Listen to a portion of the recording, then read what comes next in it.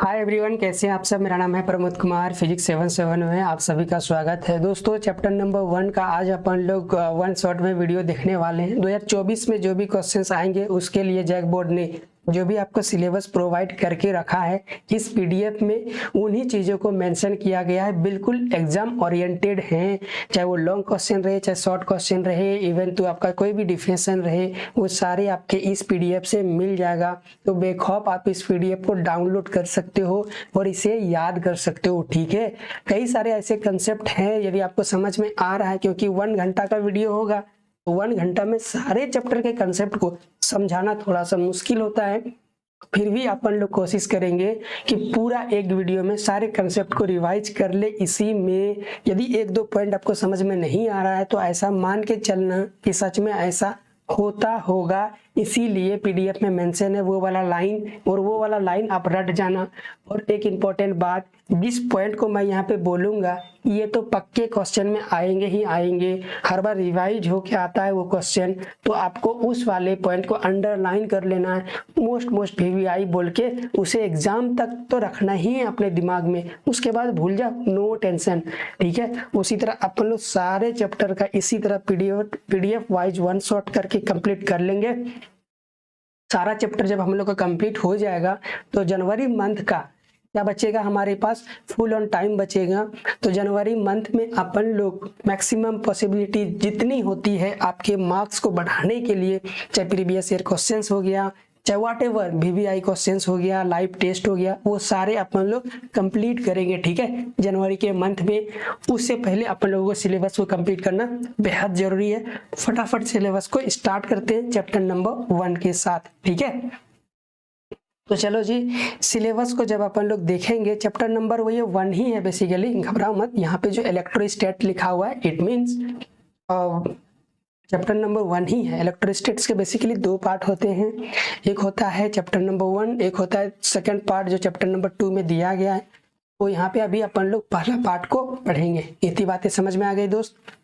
तो chapter number 1 को study जब करेंगे हम लोग तो 3 हिस्सों में करेंगे इसको, हिस्सा नंबर 1, हिस्सा नंबर 2 एंड हिस्सा नंबर 3। पहले पार्ट में हम लोग सीखेंगे कि इलेक्ट्रिक चार्ज क्या चीज होता है। भर भर के क्वेश्चन पूछता है इसकी प्रॉपर्टी में से। Coulomb's law, electric charge force लगाते हैं तो उस फोर्स का मैग्नीट्यूड कितना होगा, कूलम्स लॉ से निकालेंगे। एप्लीकेशन ऑफ कूलम्स लॉ में हम लोग देखेंगे फोर्स बिटवीन मल्टीपल चार्ज और 2 चार्ज के बीच में कैसे अप्लाई करते हैं कूलम्स लॉ को, इसको देखेंगे। सुपरपोजिशन थ्योरम, छोटा सा डिफिनेशन आपसे पूछ लेता है, मस्त समझ में आएगा आपको। कंटिन्यूअस डिस्ट्रीब्यूशन चार्ज, इसका हम लोग बखूबी इस्तेमाल करते हैं गॉस लॉ में, इसीलिए आपको पहले से सीख के रखना पड़ेगा ताकि आपको थर्ड पार्ट में, ये देखो यहाँ पे गॉस लॉ आएगा तो इस गॉस लॉ में आप फंसो ना, इसीलिए इसका बेस को हम लोग फर्स्ट पार्ट में कंटिन्यूअस चार्ज डिस्ट्रीब्यूशन में ही समझ लेंगे। ठीक है, ये पार्ट खत्म होने के बाद सेकेंड पार्ट में आएंगे हम लोग electric field lines, electric dipole. Electric field lines, इसकी प्रॉपर्टी से बहुत क्वेश्चंस आते हैं। डायपोल तो मोस्ट इंपॉर्टेंट है, एवरी ईयर इससे क्वेश्चन तो पक्का रहा है। एप्लीकेशन ऑफ इलेक्ट्रिक डायपोल, इसमें हम लोग देखेंगे कि इलेक्ट्रिक फील्ड डायपोल की वजह से कितना होता है। किसी डायपोल को हम लोग टॉर्क मतलब एक्सटर्नल इलेक्ट्रिक फील्ड में रख देंगे तो उसके कारण जो टॉर्क आएगा उसका मैग्नीट्यूड कितना होता है और उसका बिहेवियर कैसा होता है, वो मेरा बिहेवियर ऑब्जेक्टिव में पूछता है आपका। इसका डेरिवेशन भी कभी कभी पूछ लेता है, तो उसको भी देखेंगे हम लोग। सेकंड पार्ट जैसे ही खत्म होगा थर्ड पार्ट की ओर मूव ऑन करेंगे। इलेक्ट्रिक फ्लक्स है, गॉस थ्योरम है। अब इलेक्ट्रिक फ्लक्स क्या होता है पहले समझेंगे, गॉस थ्योरम क्या होता है उसको समझने के बाद एप्लीकेशन ऑफ गॉस थ्योरम देखेंगे। एप्लीकेशन ऑफ गॉस थ्योरम या 2 बार आ गया, कोई दिक्कत नहीं है। तो एप्लीकेशन ऑफ गॉस थ्योरम में हम लोग को बेसिकली क्या सीखना है वो पहले देख लो। Electric field due to infinitely wire की वजह से अपन लोगों को निकालना है। Long straight wire, infinitely long straight wire होगा, यहाँ दूसरे नंबर पे ये वाला पॉइंट नहीं होगा, गड़बड़ हो गया है, कोई दिक्कत नहीं है, आप मतलब समझ गए इसका। थर्ड नंबर आपका बताता है इनफाइनाइट चार्ज प्लेन शीट की वजह से क्या मिलेगा इलेक्ट्रिक फील्ड, वो निकालना है। ठीक है, और स्फेरिकल सेल की वजह से क्या होगा वो अपने को इलेक्ट्रिक फील्ड निकालना है। अब आते हैं, ये तो इसी तरह हम लोग का चैप्टर पार्ट 3 भी कंप्लीट हो जाएगा। अब आते हैं हम लोग चैप्टर नंबर नहीं पार्ट नंबर 1 में अपने सिलेबस में। ठीक है, उससे पहले मैं देख लेता हूँ कि रिकॉर्डिंग चालू है या नहीं। मैं भूल गया चालू किया था कि नहीं। यस, रिकॉर्डिंग चालू है आपका। अब आते हैं अपने चैप्टर पे, ठीक है, नेक्स्ट पेज। और ये हम लोग का चैप्टर नंबर 1 चालू हो गया, इलेक्ट्रिक चार्ज एंड फील्ड, है ना। बच्चा जानता है फ्लो ऑफ चार्ज को अपन लोग करंट बोलते हैं। तो करंट ही हमारे जीवन में उपयोगी है। तो करंट को हम लोग को क्या करना पड़ेगा, अपने कंट्रोल में रखना पड़ेगा। तो करंट को कंट्रोल में रखने के लिए करंट को समझेंगे। करंट को जब समझने जाते हैं हम लोग तो करंट पता चलता है, ये तो फ्लो ऑफ चार्ज है। तो करंट को समझने के लिए अपन लोगों को चार्ज को पहले समझना पड़ेगा। इसीलिए यहाँ पे आपका चैप्टर नंबर 1 में चार्ज को पूरी तरह से अपन लोग समझेंगे, उसकी जनरेशन, प्रॉपर्टीज क्या क्या होते हैं, सारी बातें। यदि चार्ज पे हम लोग का पकड़ नहीं रहेगा तो करंट पे पकड़ नहीं रहेगा, करंट पे पकड़ नहीं रहेगा तो बल्ब, फैन, पंखा, मोटर, रेफ्रिजरेटर सबको ज़्यादा करंट मिलेगा तो उड़ जाएगा। इसीलिए करंट पे पकड़ हम लोग का होना चाहिए। उसके लिए हम लोग चार्ज में पकड़ बनाएंगे, और चार्ज की पकड़ बनाने के लिए चार्ज का प्रॉपर्टी को हम लोग को सीखना पड़ेगा। तो प्रॉपर्टी नंबर 1 चार्ज का आता है डिफिनेशन पार्ट। चार्ज क्या चीज़ है? तो वो सारा मटेरियल, वो सारा प्रॉपर्टी जो किसी मटेरियल को बनाने में मदद करता है उसको हम लोग इंट्रिंसिक प्रॉपर्टी बोलते हैं। जैसे मास मटेरियल को बनाने में मदद करता है। विदाउट मास कोई भी मटेरियल पॉसिबल है क्या? दुनिया में नहीं है। अब बोलोगे ऑक्सीजन, ऑक्सीजन में क्या मास नहीं होता है? होता है, वेट उसका आप जानते हो, एटॉमिक वेट, लेकिन वो वाला मास आपको दिखाई नहीं देता। तो इंट्रिंसिक प्रॉपर्टी में जो पार्ट आएंगे वो वाला पार्ट आपका कभी कभी दिखाई देगा, कभी कभी दिखाई नहीं देगा।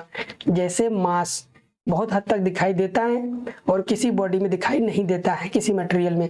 गाइस, इंट्रिंसिक प्रॉपर्टी और एक होता है जिसका नाम है चार्ज। चार्ज भी मटेरियल को बनाने में मदद करता है, बट ये दिखता नहीं है। तो अपन लोग अभी से समझ में आ जाएगा कि चार्ज क्या है। मटेरियल के अंदर होता है जो मटेरियल को बनाने में मदद करता है। जैसे मास मटेरियल के अंदर होता है ना, जो मटेरियल को बनाने में मदद करता है। अच्छा, ये बात समझ में आ गया अपने को। Due to charge a body can exert electric force on another body. Charge की वजह से वो दूसरे बॉडी पे फोर्स लगा सकता है। ऐसा वाला फोर्स लगा सकता है, इलेक्ट्रिक फोर्स, ठीक है। ये पहले से जानते हो। चार्ज 2 टाइप का होता है, पॉजिटिव नेचर का, नेगेटिव नेचर का। गाइज, हमारे पास बहुत सारे टाइप के चार्ज पार्टिकल होते हैं, जैसे electron, proton, neutron, alpha, beta, gamma, ये सारे कितने हैं? चार्ज पार्टिकल हैं। लेकिन वो सारे चार्ज पार्टिकल का नेचर 2 पॉसिबल है। एक तो पॉजिटिव हो सकता है या तो निगेटिव हो सकता है, ठीक है। इतना बात समझ में आ गया। तो चार्ज पार्टिकल में क्या लगता है? अट्रैक्शन फोर्स लगता है। फोर्स लगता है पहले, इलेक्ट्रिक फोर्स, ठीक है। तो इलेक्ट्रिक फोर्स का नेचर कैसे होगा? प्रॉपर्टी नंबर 3 में दिया गया है। Same type of charge are repulsive and opposite type of charge are attractive. तो फोर्स का नेचर पता चल गया। यदि सेम टाइप का चार्ज हो, सेम टाइप मतलब पॉजिटिव है तो रिपल्सन होगा, निगेटिव मतलब दोनों ही चार्ज सेम टाइप हो गया, अगेन रिपल्सिव। एक पॉजिटिव है, एक निगेटिव है तो अट्रैक्टिव होगा। ये आप जानते हो, है ना, याद रखना इस पॉइंट को। Positive charge and negative charge sign the represent the charge. The represent उल्टा पढ़ लिया क्या? फिर से पढ़ लेता हूँ। Positive and negative sign represent the nature of charge only, not magnitude. Negative और पॉजिटिव चार्ज केवल मैग्नीट्यूड को रिप्रेजेंट, साइन को रिप्रेजेंट करता है, ना कि मैग्नीट्यूड को। यदि मुझे मैग्नीट्यूड पता करना है तो मुझे क्या करना पड़ेगा? साइन को हटाना पड़ेगा। कोई चीज कहीं पे लिखा हुआ है, अच्छा एक चीज लिखाना भूल गया, ये पीडीएफ में मेंशन भी नहीं है, तो अब अभी से याद कर लो। चार्ज जो को होते हैं ना, चार्ज का सिंबल होता है आपका, चार्ज का सिंबल होता है क्यू, बड़ा वाला या तो छोटा वाला क्यू लिख सकते हैं। जैसे जाए आपका लेंथ का एसआई यूनिट क्या होता है? किलोमीटर। उसी तरह चार्ज का भी एसआई यूनिट होता है। इसका एसआई यूनिट जो होता है वो आपका कूलम्ब होता है, ठीक है। ये अपन लोग सी से रिप्रेजेंट करते हैं इसको। इतनी बातें आप अपनी कॉपी में नोट डाउन कर लो, ठीक है। अब ये नोट डाउन करने के बाद मान लेते हैं कहीं पे -20 कूलम चार्ज लिखा हुआ है, कहीं पे 10 कूलम चार्ज लिखा हुआ है। तो तो बताओ ये +10 कूलम। तो इन दोनों में सबसे तगड़ा वाला चार्ज कौन है? हम लोग बोलेंगे निगेटिव वाला, क्योंकि निगेटिव 20 में है और पॉजिटिव 10 में है, तो सबसे ज्यादा स्ट्रॉन्ग कौन हो गया? निगेटिव वाला। ये निगेटिव क्या बता रहा है आपको? निगेटिव केवल आपको बता रहा है कि ये जो चार्ज है उसकी प्रकृति कैसी है? निगेटिव है, और ये पॉजिटिव है। इतनी बात समझ में आ गया? तो प्रॉपर्टी नंबर 4 यही बोल रहा है, जब अपन लोग चार्ज के मैग्नीट्यूड को पता करेंगे या कंपेयर करेंगे तो we have to remove the sign. ठीक है, तो आप बताओ दोनों में कौन बड़ा है? 20 बड़ा है, तो निगेटिव वाला चार्ज ज्यादा बड़ा है इसमें। ठीक है, नेक्स्ट है आपका property number 5। If you want to compare magnitude of positive and negative charge then we have to remove sign of charge. यही वाला बात है जो अभी तुरंत बताया। एग्जाम्पल में -20 coulomb charge is greater than 10 coulomb charge. Negative charge का मैग्नीट्यूड 20 है और पॉजिटिव चार्ज का मैग्नीट्यूड 10 है, तो दोनों में बड़ा कौन है? 20 वाला बड़ा है, ये हर कोई जानता है। ठीक है, आप अब नहीं जानते तो अभी से पता चल गया। गाइज, चार्ज के बारे में हमने सारी जानकारी ले ली। चार्ज इंट्रिंसिक प्रॉपर्टी है, मटेरियल को बनाने में मदद करता है। 2 टाइप का होता है, पॉजिटिव नेगेटिव। सेम टाइप का रिपल्सन होता है, ऑपोजिट टाइप का अट्रैक्शन होता है। मैग्नीट्यूड दोनों में चेक करना हो, कंपेयर करना हो, तो साइन को हम लोग हटा देते हैं। इतनी प्रॉपर्टी समझ में आ गई। अब सवाल ये है कि चार्ज पाया कहाँ जाता है? बॉडी के अंदर तो एटम है, मॉलिक्यूल है, इलेक्ट्रॉन है, प्रोटॉन है, कहाँ पे मिलेगा चार्ज? तो गाइज इसका जवाब है property number 6। Charge of any body present on fundamental particles like electron and proton. Fundamental particles कौन होते हैं? जो सबसे अंतिम टुकड़ा होता है, और अपन लोग जानते हैं मटेरियल का सबसे अंतिम टुकड़ा कौन होता है? Electron, proton and neutron. उसी को अपन लोग फंडामेंटल बोलते हैं। फंडामेंटल इसलिए बोल रहे हैं क्योंकि उसको फर्दर और टुकड़ा नहीं किया जा सकता। That's why these are the fundamental. Fundamental का मतलब क्या होता है? उसे और भी टुकड़ा नहीं किया जा सकता। इस लाइन को याद रखिएगा, क्वांटाइजेशन रूल में बहुत मदद करेगा आपका। तो गाइज, इलेक्ट्रॉन में कैसा चार्ज पाया जाता है? निगेटिव प्रकृति का। प्रोटॉन में कैसा चार्ज पाया जाता है? पॉजिटिव प्रकृति, पॉजिटिव नेचर का। न्यूट्रॉन पे कोई चार्ज नहीं होता, बच्चा बच्चा जानता है ये। ठीक है गाइज, अपन लोग बचपन से जानते हैं कि इलेक्ट्रॉन में मास होता है, प्रोटॉन भी मास होता है, बट कितना होता है आज तक नहीं जाने थे। तो यहाँ पे मैंने मेंशन कर दिया है आपके लिए। जो मास ऑफ न्यूट्रॉन होता है mn से रिप्रेजेंट कर रहे हैं 1.67 इंटू 10⁻⁻27 kg। प्रोटॉन पे जो mp से रिप्रेजेंट कर रहे हैं उसका मास है 1.66 into 10⁻27 kg। Mass of electron जो होता है वो 9.1 इंटू 10⁻31 kg। क्या इसको आपको रटना है? नहीं, बिल्कुल भी नहीं रटना है। तो फिर हमने क्यों बताया? इस बात का दिमाग में डालने के लिए कि फंडामेंटल पार्टिकल में भी आपका मास होता है। गाइज, यह न्यूट्रॉन को देखो आप, 0 चार्ज है, तो एक इलेक्ट्रॉन में कितना मैक्सिमम चार्ज पॉसिबल है या मिनिमम चार्ज पॉसिबल है हमने पता किया। कैसे? प्रैक्टिकल से। तब हम लोग को पता चला बहुत छोटी सी चार्ज क्वांटिटी मिलती है एक यूनिट चार्ज में। सुनना ध्यान से, एक यूनिट चार्ज में कितना अमाउंट मिला? अरे पेन पकड़ लिया है, ये वाला ले लेता हूँ। 1 यूनिट चार्ज में कितना मैग्नीट्यूड मिला अपने को? 1 यूनिट चार्ज में 1.6 इंटू 10⁻⁻19 कूलम। ये माइनस देख रहे हो, ये डिवाइड में नीचे आएगा, तो 1.6 और ये डिवाइड में नीचे जाएगा 10 की पावर 9, 19, तो 0.000000 ऐसे उल्टा लिख दिया। 0.000000 19 वहाँ जीरो के बाद आएगा इतना कूलम। देख लो कितना छोटा कूलम है।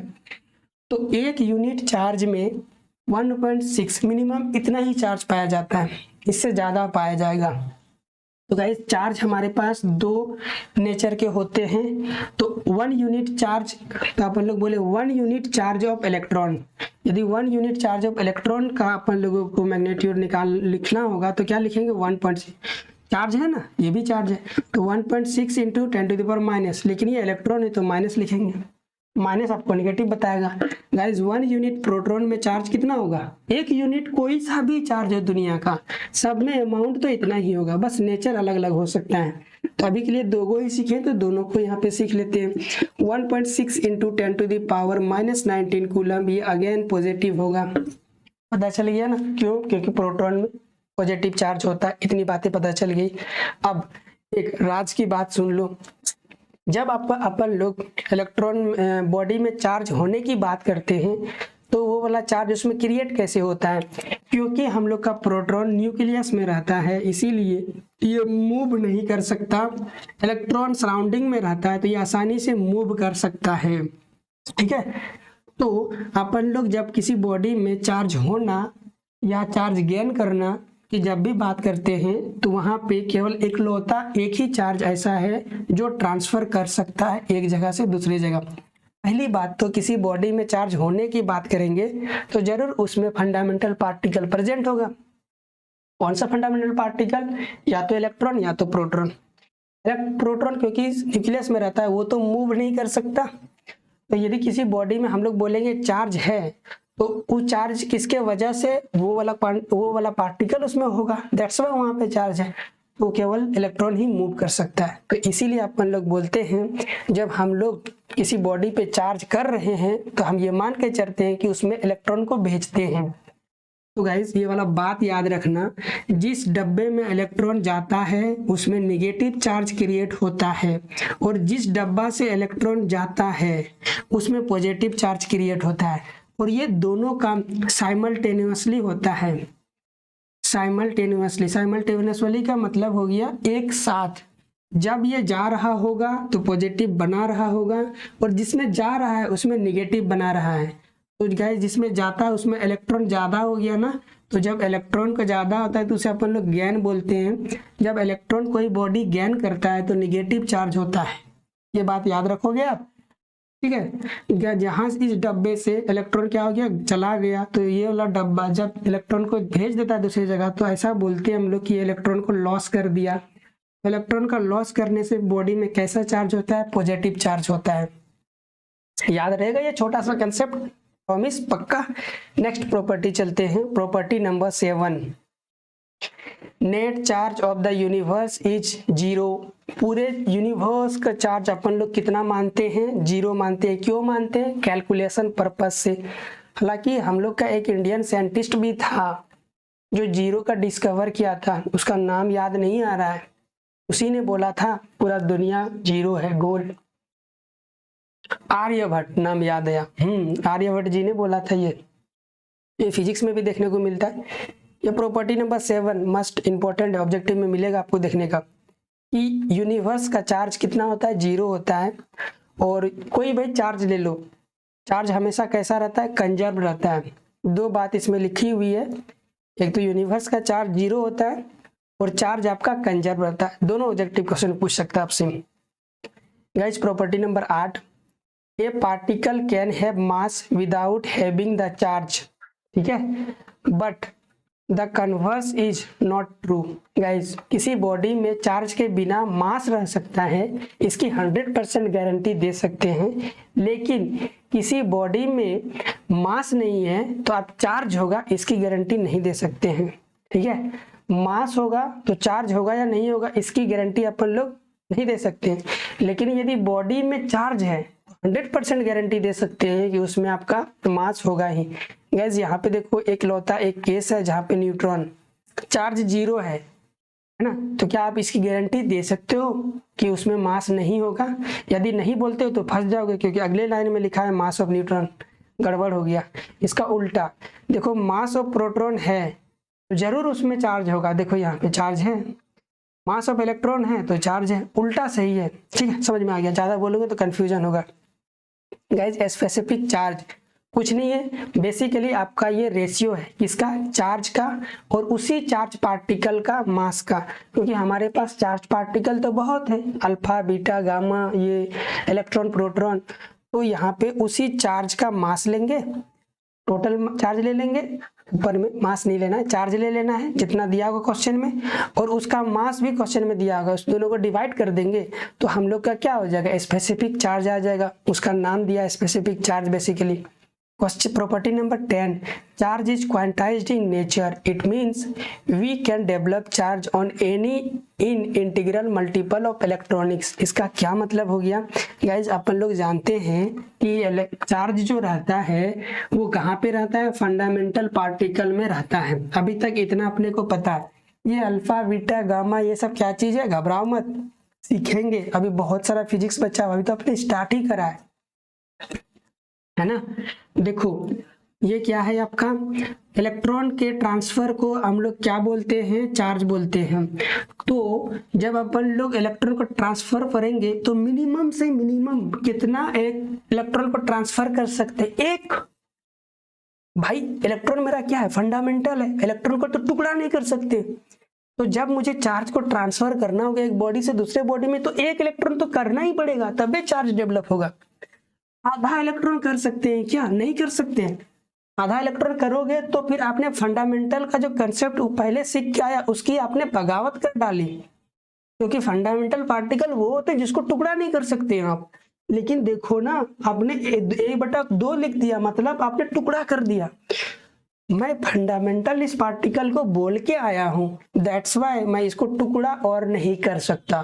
तो जब भी मुझे इलेक्ट्रॉन को भेजना होगा तो मैं अच्छे अच्छे नंबर में भेजूंगा, या तो 1 इलेक्ट्रॉन भेजूंगा, 2 इलेक्ट्रॉन भेजूंगा, 3 इलेक्ट्रॉन भेजूंगा, जरूरत पड़ा तो n इलेक्ट्रॉन भी भेज सकता हूं। लेकिन कभी नहीं मैं भेजूंगा कि 10.5 इलेक्ट्रॉन, 10.5 ये 5.5 हो गया, 10.5 मतलब ऐसा इलेक्ट्रॉन। देखो आपने एक तो 10 इलेक्ट्रॉन लिया है प्लस में आधा इलेक्ट्रॉन लिया है, ये आपका टुकड़ा में एक इलेक्ट्रॉन है। क्या ये पॉसिबल है? नहीं पॉसिबल है, क्योंकि इलेक्ट्रॉन ही टुकड़ा नहीं हो सकता है मेरा, है ना।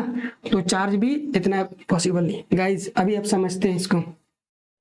मान लेते हैं एक इलेक्ट्रॉन को ट्रांसफर किया तो उसके वजह से जो हम लोग का चार्ज आया 1e। तो गाइज उसी तरह 2 इलेक्ट्रॉन को ट्रांसफर करेंगे तो 2 गुना ई।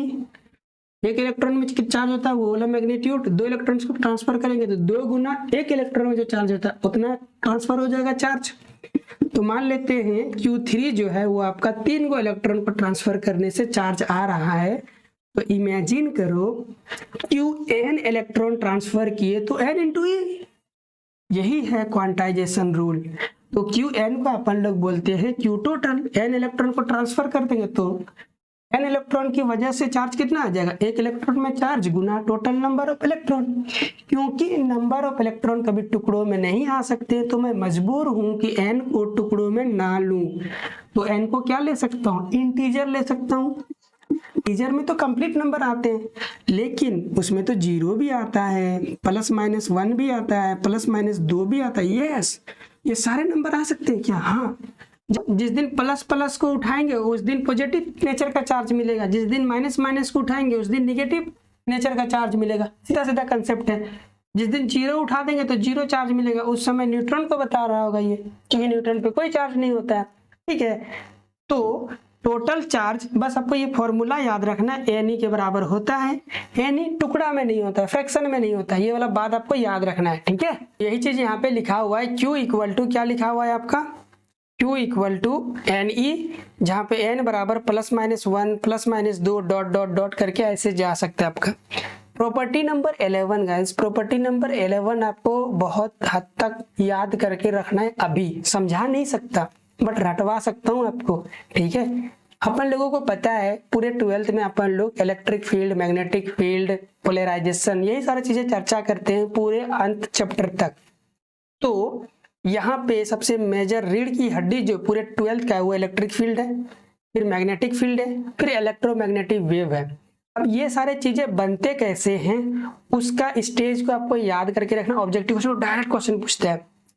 ये सारे बनने के पीछे का लॉजिक है चार्ज, इसीलिए इसको यहाँ याद कर रहे हैं, रट लेना आप। ठीक है, तो ए charge can produce magnetic field and electromagnetic wave and magnetic electric field, ये सारे प्रोड्यूस कर सकते हैं। लेकिन कौन कौन सी अवस्था में, तो इसको देख लेंगे। स्टेट ऑफ चार्ज, चार्ज यदि रुका हुआ रहेगा मस्त, तो उस समय केवल इलेक्ट्रिक फील्ड ही प्रोड्यूस करेगा, मैग्नेटिक फील्ड प्रोड्यूस नहीं करेगा, इलेक्ट्रोमैग्नेटिक वेव भी प्रोड्यूस नहीं करेगा। जब कांस्टेंट वेलोसिटी के साथ मूव कर रहा है वेलोसिटी कैसे बदल सकता है, या तो रफ्तार में चेंज कर दे या तो डायरेक्शन में चेंज कर दे, दोनों ही स्थितियों में क्या मिलेगा अपने को, बदलता हुआ वेलोसिटी। तो मैं मजबूर हूँ कि वेलोसिटी को सेम स्पीड से लेके जाऊं और एक ही डायरेक्शन में लेके जाऊं, तब वेलोसिटी हम लोग का कांस्टेंट रहेगा। उस वैसा केस में हम लोग का क्या हो जाएगा, केवल इलेक्ट्रिक फील्ड मिलता है और मैग्नेटिक फील्ड मिलता है। ऑब्जेक्टिव क्वेश्चन में आएगा आपका कि ये इलेक्ट्रोमैग्नेटिक वेव कब बनता है, तो रेस्ट पे तो नहीं बना, कांस्टेंट वेलोसिटी पे तो नहीं बना। और एक ऑप्शन रहेगा मूव्स विद एक्सेलरेशन, एक्सेलरेशन के साथ मूव कर रहा है, तो उस समय इलेक्ट्रोमैग्नेटिक वेव बनता है। देखो आप, तो जब एक्सेलरेशन में रहेगा पार्टिकल चार्ज का, तो आपका तीनों प्रोड्यूस होता है, ये magnetic field, electric field as well as electromagnetic wave. तो जिस दिन अपन लोग इलेक्ट्रोमैग्नेटिक वेव का चैप्टर पढ़ेंगे, उस समय चार्ज का एक्सेलरेशन में होना बहुत जरूरी है। ये अभी से मैंने आपके दिमाग में बीज बो दिया, ठीक है गाइज। अपन लोग जानते हैं अगला इलेक्ट्रिक चार्ज फोर्स लगाते हैं, जिसका नाम है इलेक्ट्रिक फोर्स या तो इलेक्ट्रोस्टैटिक फोर्स। अब ये मैग्नीट्यूड में कितना होता है वो तो न्यूटन सर बताएंगे आके, अभी न्यूटन नहीं कूलम सर बताएंगे आके, लेकिन उससे पहले इस चार्ज की खास प्रॉपर्टी उसको याद रखना आपको। Electric force is an example of conservative force, most important. Electric force कैसा नेचर का है, कंजर्वेटिव। ऑब्जेक्टिव क्वेश्चन में डायरेक्ट पूछेगा आपसे, कंजर्वेटिव नेचर का होता है, ठीक है। And we can define potential energy with respect to it. Guys, जो फोर्स आपका कंजर्वेटिव होता है ना, उस फोर्स के रिस्पेक्ट में अपन लोग पोटेंशियल एनर्जी डिफाइन कर सकते हैं। या ऐसे समझ लो, जो फोर्स कंजर्वेटिव होता है उसी के वजह से पोटेंशियल एनर्जी क्रिएट और स्टोर होता है, दूसरा फोर्स आपका रिस्पॉन्सिबल नहीं होता है। कंजर्वेटिव फोर्स का एक एग्जांपल था, अभी आपने देख लिया इलेक्ट्रिक फोर्स है। दूसरा मैं बता देता हूं आपको, जैसे ग्रेविटेशनल फोर्स कंजर्वेटिव है, फ्रिक्शनल फोर्स नॉट कंजर्वेटिव है ना। तो फ्रिक्शन फोर्स जहां लगेगा वहां पे इलेक्ट्रोस्टैटिक पोटेंशियल जमा नहीं होगा। गाइज, विस्कस फोर्स आपने सुना होगा, लिक्विड में लगता है। स्ट्रिंग फोर्स, ये सारे के सारे कैसे नॉन कंजर्वेटिव है। कंजर्वेटिव का दो एग्जांपल बिल्कुल बेसिक वाला आपने याद करके रख लिया, एक तो ग्रेविटेशनल और इलेक्ट्रिक, ठीक है, रट लेना आप। अभी चलते हैं नेक्स्ट है हम लोग का it is attractive as well as repulsive in nature. ये तो पहले से जानते हो, जो फोर्स लगेगा वो अट्रैक्टिव और रिपल्सिव होगा। Electric force follow principal of superposition, superposition के प्रिंसिपल को फॉलो करता है। इसका मतलब समझते हो, सुपरपोजिशन प्रिंसिपल कुछ होता होगा, उस होता होगा रूल को electric field, electric force follow करता है। तो सुपरपोजिशन प्रिंसिपल है क्या चीज, अगला लाइन पे लिखा हुआ है। इसका मतलब it means interaction between two charge is independent from presence और अब्सेंस ऑफ थर्ड चार्ज। पहले समझाता हूँ इलेक्ट्रिक सुपरपोजिशन होता क्या चीज है, ठीक है। सुपरपोजिशन चार्ज बेसिकली, मान लो एक डब्बा है, उस डब्बे पे तीन फोर्स लग रहे हैं। ये एक डब्बा है, तीन फोर्स लगा रहा है, एक F1, इधर आपका F2, इधर आपका F3। गाइस, तो ये जो F1 फोर्स लगा रहा है ना, ये अभी जितना लगा रहा है, तीनों जब लग रहे थे तब, उसके दौरान F2 जितना फोर्स लगा रहा है वो उतना ही हमेशा लगाएगा, चाहे आप F1 को हटा दो या फिर F1 के बदले और उससे ज्यादा फोर्स लेके आ जाओ F4, तब भी F1 का जो इफेक्ट इस बॉडी पे था उतना ही रहेगा। किसी का आने और किसी का जाने से इस बॉडी पे जो F2 का जो इफेक्ट था फोर्स का, वो कभी नहीं बदलेगा। यदि ऐसा कहीं अपने को दिखाई दे रहा है तो अपन लोग बोलेंगे ये हर जगह दिखाई नहीं देता है। पहली बात तो ये स्पेशल केसेस में दिखाई देता है। तो जब जब जहां जहां देखेगा तो अपन लोग उसको एक नाम से जानते हैं, उसको बोलते हैं प्रिंसिपल ऑफ सुपरपोजिशन। ऐसे जहां कहीं भी होगा तो अपन लोग प्रिंसिपल ऑफ सुपरपोजिशन बोलेंगे। समझ में आ गया क्या बताने का मतलब, समझा रहा हूँ। करोड़ों फोर्स लेके आ जाओ तब भी F2 का जो इफेक्ट इसमें था ना उतना ही रहेगा, चाहे सबको रिमूव कर दो तब भी F2 का इफेक्ट जो इस पे था ना आज भी उतना ही रहेगा, कोनो फर्क नहीं पड़ता है, तुम आओ या जाओ, है ना। इसी को बोलते हैं प्रिंसिपल ऑफ सुपरपोजिशन। तो गाइज, तो जब अपन लोग लैब में प्रैक्टिकली देखे इस चीज को, इलेक्ट्रिक फोर्स का बिहेवियर को, तो उसके साथ भी यही खेल चल रहा था। इलेक्ट्रिक फोर्स मान लिया Fe है, Fe, यहाँ पे Fe1, Fe2, Fe3, Fe4, ये 4 इलेक्ट्रिक फील्ड है। तो इसके साथ भी यही चीज देखा गया। ये इलेक्ट्रिक, ऐसे समझाता हूँ, इसको मिटा देता हूँ, है ना, ऐसे नहीं समझोगे आप। मान लो एक पॉजिटिव चार्ज है ना, और ये आपका निगेटिव चार्ज है, ये भी आपका इधर निगेटिव चार्ज है, ये भी आपका निगेटिव चार्ज है। तो यहाँ पे फोर्स 1 लग रहा है, यहाँ पे फोर्स 2 लग रहा है, यहाँ पे फोर्स 3 लग रहा है, 3 फोर्स लग रहे हैं। यहाँ पे भी वही सेम तरीका चलता है।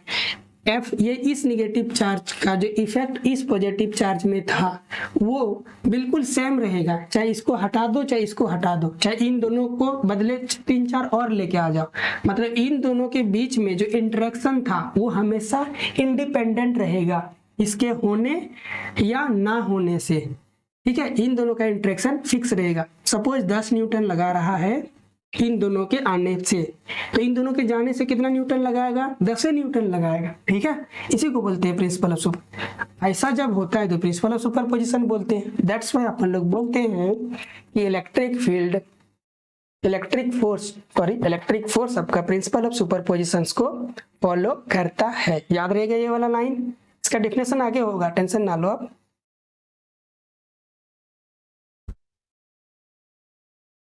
ठीक है। तो गाइज, इलेक्ट्रिक फोर्स जो है ना वो सेंट्रल इन नेचर होता है। It means electric force always directed along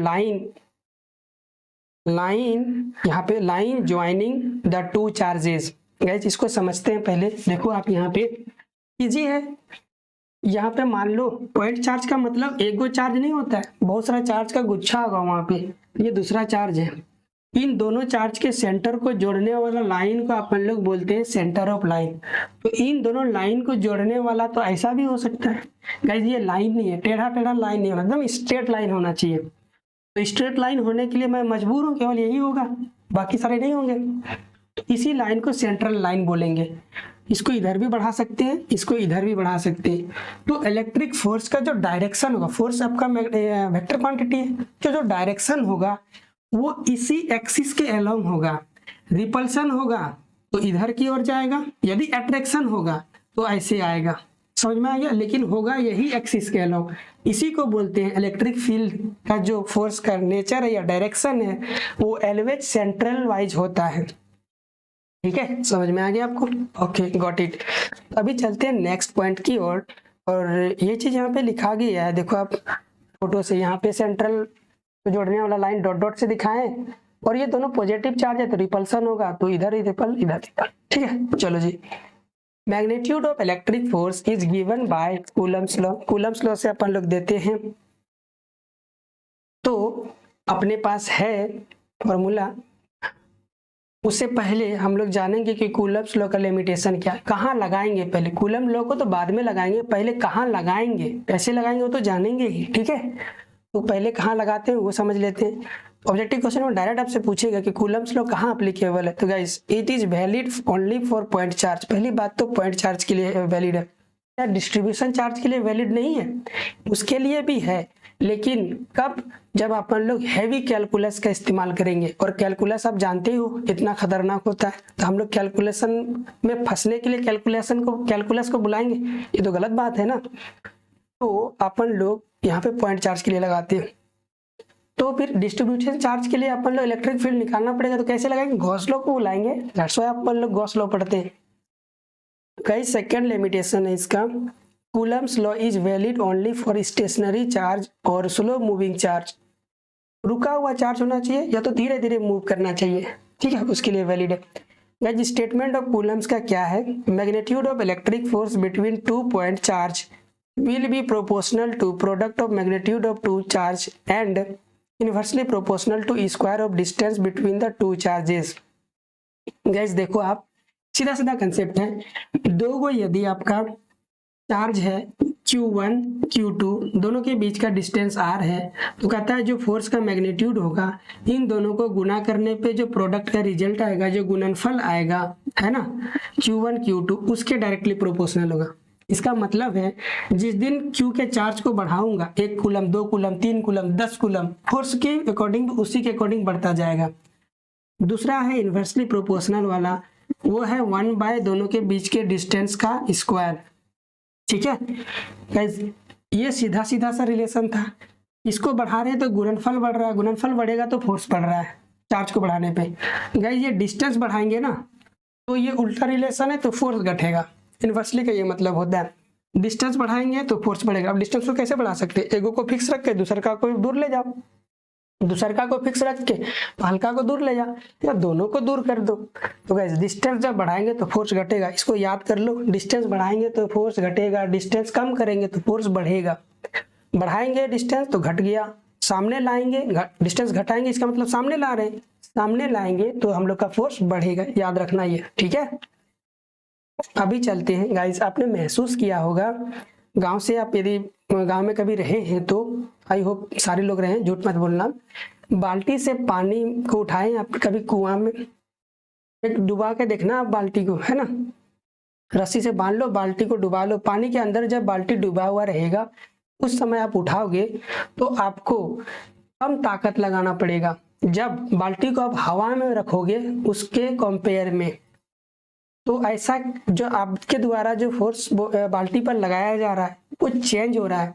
जब वो हवा में था उस समय ज़्यादा ताकत लगवा रहा था आपसे, जब वो पानी के अंदर चला जाता है तो आपसे कम फोर्स लगवाता है। इसका मतलब जो आप फोर्स लगा रहे हो वो मीडियम के अकॉर्डिंग चेंज हो रहा है, हवा में ज़्यादा पानी में कम। तो इसका मतलब समझ में आ गया कि पहले अपन लोग जब फोर्स को देखेंगे तो इस बात को भी निर्धारित करेंगे कि कौन से मीडियम में आप देख रहे हो। मीडियम पे फोर्स का मान डिपेंड करता है। अभी एग्जांपल से समझाया, तो इसीलिए इन दोनों चार्ज के बीच में अपने को बताना पड़ेगा कि कौन सा मीडियम में रख के देख रहे हो आप। यदि पानी में दोनों चार्ज को रखें तो उस समय फोर्स कुछ और होगा। इन दोनों को यदि तेल में डुबो के रख दिए दोनों चार्ज को, उस समय दोनों का फोर्स कुछ और होगा। हवाओं में रखे हैं तो उस समय इन दोनों का फोर्स का मान कुछ और होगा। इतना पता चल गया कि भाई मीडियम पे फोर्स का मैग्नीट्यूड डिपेंड करता है।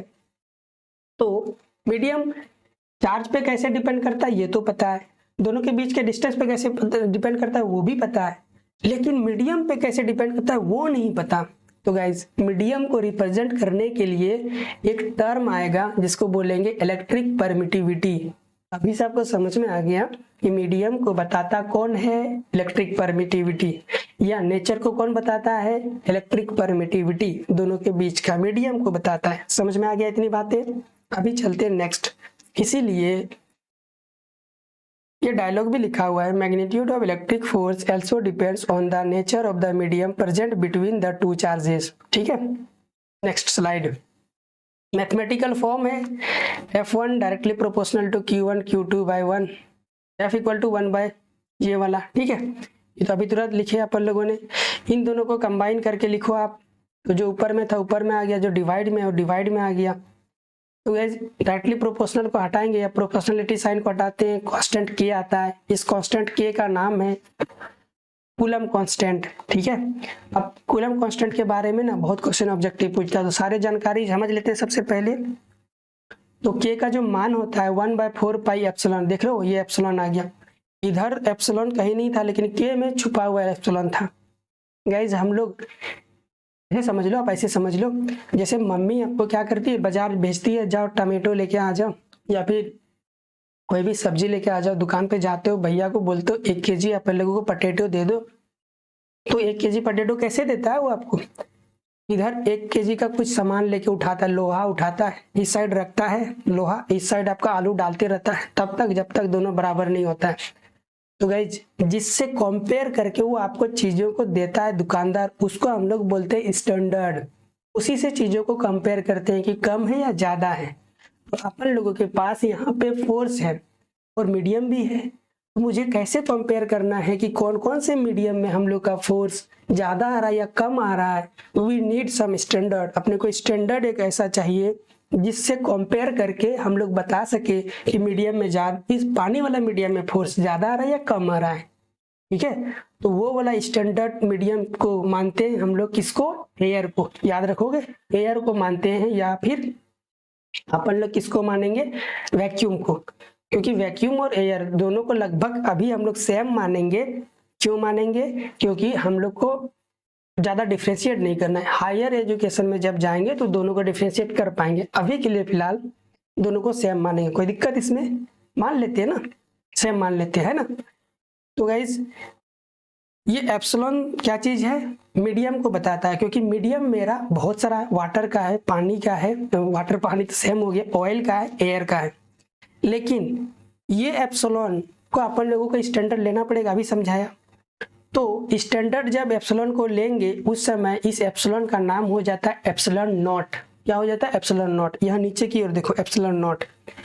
अब एप्सिलॉन नॉट का मान प्रैक्टिकली पता है अपने को, तो इसीलिए एप्सिलॉन नॉट का मान याद रखना आप 8.85 इंटू 10⁻⁻12 ऑब्जेक्टिव में डायरेक्ट मिलेगा, कूलम स्क्वायर पर न्यूटन मीटर स्क्वायर होता है। जब इस स्टैंडर्ड वैल्यू को यहाँ पे रखोगे आप, तो पाई का मान पता है, 4 तो 4 है। जब सबको सॉल्व करोगे तो के का मान आपको मिल जाएगा 9 इंटू 10⁻9 न्यूटन मीटर स्क्वायर पर कूलम स्क्वायर। ये यूनिट है, रट जाना। के का मान कितना होता है? 9 इंटू 10⁻9 न्यूटन मीटर पर coulomb square, newton metre square पर coulomb square. Direct objective question में देखने को मिलेगा। गाइस एप्सिलॉन का नाम है electric permittivity of medium. Relative permittivity of medium क्या है? वही कंपेयर है ना।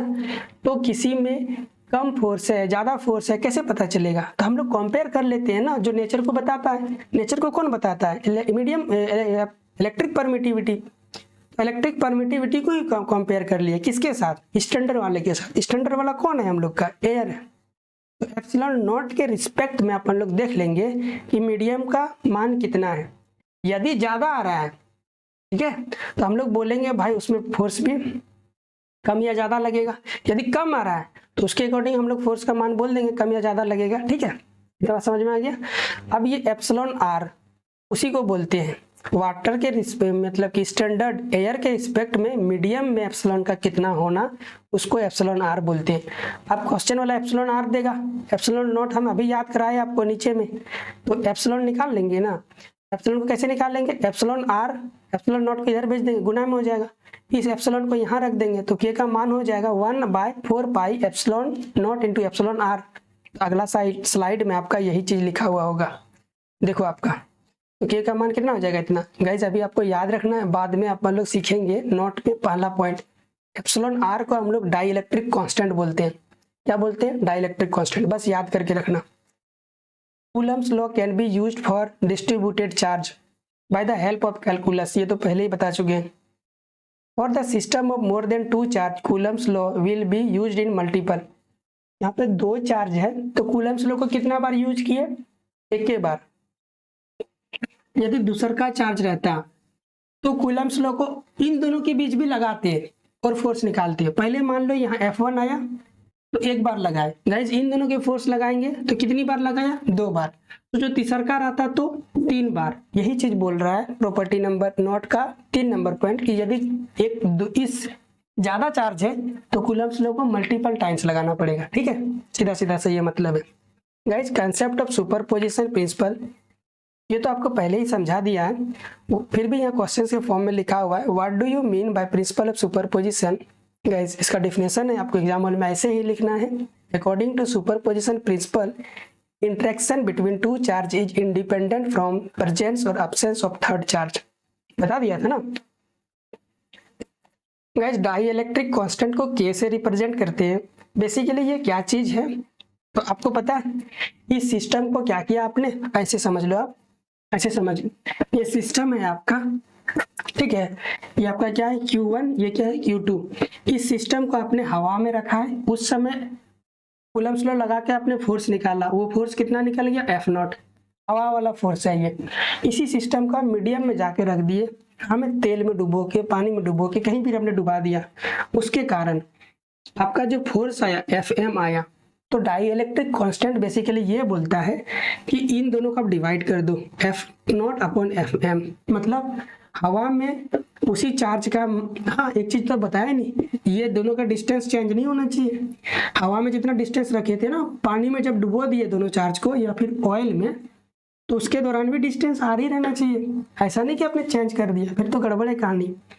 डिस्टेंस को सेम रखने के बाद अलग अलग फोर्स मिलेगा, तो दोनों फोर्स का जो रेशियो है उसी का अपन लोग K बोलते हैं, ठीक है, उसी को डाई इलेक्ट्रिक कॉन्स्टेंट बोलते हैं। ये मैथमेटिकल रिलेशन होता है, ये ज़्यादा इंपॉर्टेंट नहीं है आपका, ठीक है, आप इसे भूल सकते हो, नॉट इम्पॉर्टेंट, समझ में आया। डाई इलेक्ट्रिक कॉन्स्टेंट अपन लोगों का आएगा वैसे भी आगे चैप्टर नंबर 2 में, है ना, वहाँ भी देखेंगे, बट अभी याद रखो इतना होता है।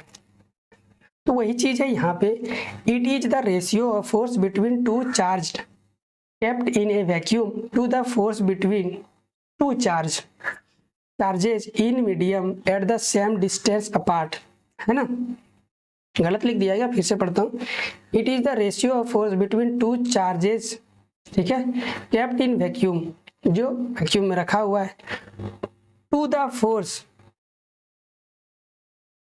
Between the charges in a medium at the same distance apart. हाँ ठीक है, वैक्यूम में रखे हुए दो चार्ज का फोर्स का रेशियो है किसके साथ, to the force between charge is medium, किसी मीडियम में रख दिए, और डिस्टेंस आपका कैसा होना चाहिए, सेम रहना चाहिए। हाँ डेफिनेशन सही है आपका। Next slide. तो यही चीज लिखा हुआ है गाइस, ये भी फोर्स है, ये भी फोर्स है। यूनिट लिखेंगे तो न्यूटन हो जाएगा, यूनिट लिखेंगे तो न्यूटन हो जाएगा, न्यूटन न्यूटन कैंसिल हो गया तो यूनिट लिस्ट। ये सवाल इंपॉर्टेंट है। डाई इलेक्ट्रिक कांस्टेंट का यूनिट कितना होता है, यूनिट लिस्ट। एक दो बार और बोलो, डाई इलेक्ट्रिक कांस्टेंट का यूनिट कितना होता है, यूनिट लिस्ट होता है, कोई यूनिट नहीं होता। डिफाइन 1 कूलम, ये 2 नंबर के क्वेश्चन में आ सकता है आपसे। तो 1 कूलम कैसे रिप्रेजेंट करेंगे, सुनो आप ध्यान से। कहता है if 2 equal charges are separated by the distance of 1 metre, 1 metre के डिस्टेंस से यदि सेपरेटेड है दोनों charge in vacuum, and force between them, और दोनों के बीच का फोर्स कितना है, 9 × 10⁹ newton, the magnitude of charge is said to be 1 coulomb. तो उस समय जो आप चार्ज का मैग्नीट्यूड निकालोगे वही 1 कूलम कहलाता है। तो कैसे निकालेंगे, अपन लोग मान लेते हैं ये Q1 है, Q2 है, Q1 मान लिया है, कोई दिक्कत नहीं, यहाँ पे Q2 होता, वैसे भी सेम ही है क्योंकि सेम चार्ज बोला है तो Q1 भी मान सकते हो, दोनों के बीच का डिस्टेंस R है। गाइज यहाँ पे है Q1 Q2 दोनों सेम है, इसीलिए Q बोल दिए इसको। और ये फोर्स कितना लगना चाहिए, इतना। यदि ऐसा हो रहा है तो अपन लोग फोर्स बराबर फॉर्मूला लगा सकते हैं, K Q1Q2/R²। फोर्स की जगह यहाँ पे मान रख देंगे, K का मान हम लोग 9 × 10⁹ जानते हैं, Q1 Q2 की जगह Q रख देंगे, और डिस्टेंस की जगह 1/2² रख देंगे। ये सब मीटर वगैरह वगैरह सब कट जाएगा। तो जब अब इसको सॉल्व करोगे तो Q² = C² मिलेगा, तो स्क्वायर कट जाएगा तो Q = 1 कूलम मिलेगा। यदि फोर्स का मान इतना होता है और डिस्टेंस 1 मीटर होता है और चार्ज आपका यदि इक्वल होता है तो उस समय जो चार्ज का मैग्नीट्यूड मिलेगा आपको उसी का अपन लोग 1 कूलम बोलेंगे। इजी है ना। Next guys, electric force on multiple charges when multiple number of charge are क्या लिखा हुआ है ये, interacting, the total force on a given charge is vector sum of the total force exerted on it by all other charge individually। इसका मतलब समझो आप, मतलब ये है, अभी मल्टीपल कंसेप्ट वाला समझाए थे ना, यदि 2 से ज़्यादा चार्ज है तो अपन लोग कूलम्स लोग कितना बार लगाएंगे, मल्टीपल टाइम लगाएंगे, जितना बार है वो। गाइस मान लो ये पॉजिटिव चार्ज है, ये नेगेटिव चार्ज है, ठीक है, यहाँ पे भी है और यहाँ पे भी है, यहाँ पे भी ऐसा चार्ज है, ठीक है, यहाँ पे ऐसा लग रहा है। तो अपन लोग क्या करेंगे, Q1 Q2 Q3 Q4 सारे नेगेटिव चार्ज है, एज्यूम करो। तो इन दोनों के बीच में मान लेते हैं फोर्स 1 आ गया, इलेक्ट्रिक फोर्स लगाएंगे, इसका मान कुछ दिया हुआ है, मान लेते Q दिया हुआ है, नेगेटिव है, तो इलेक्ट्रिक फॉर्म कूलम्स लोगों को लगाएंगे, F1 मिल गया। तो फिर यहाँ भी अपन लोग लगाएंगे कूलम्स लोगों को, F2 मिल गया। तो गाइस अब F1 भी है F2 भी है, तो दो गो फोर्स को जब जोड़ेंगे तो नॉर्मल तरीके से तो नहीं जोड़ सकते, वेक्टर तरीका लगाएंगे, वेक्टर तरीका से इन दोनों को जोड़ेंगे। तो बच्चा जानता है जिन दो वेक्टर को जोड़ते हैं तो उनका रिजल्टेंट बीच में कहीं आता है, तो बीच में कहीं आ गया। गाइज ये कौन सा है, ये है आपका F1 प्लस F2, लेकिन ये नॉर्मल वाला नहीं है, वेक्टर वाला है, तो वेक्टर साइन लगा देते हैं। समझ में आ गया ना। गाइज ये जो रिजल्टेंट फोर्स आया है, इन दोनों की वजह से जो इलेक्ट्रिक फोर्स मान लेते हैं F3 आया, उसके साथ जोड़ोगे, ये कुछ ना कुछ क्वांटिटी में आएगा, 10 न्यूटन आ गया मान लिया, ठीक है।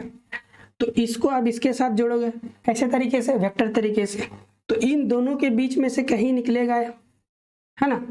तो कैसे निकला ये वाला फोर्स, फोर्स नेट निकल गया।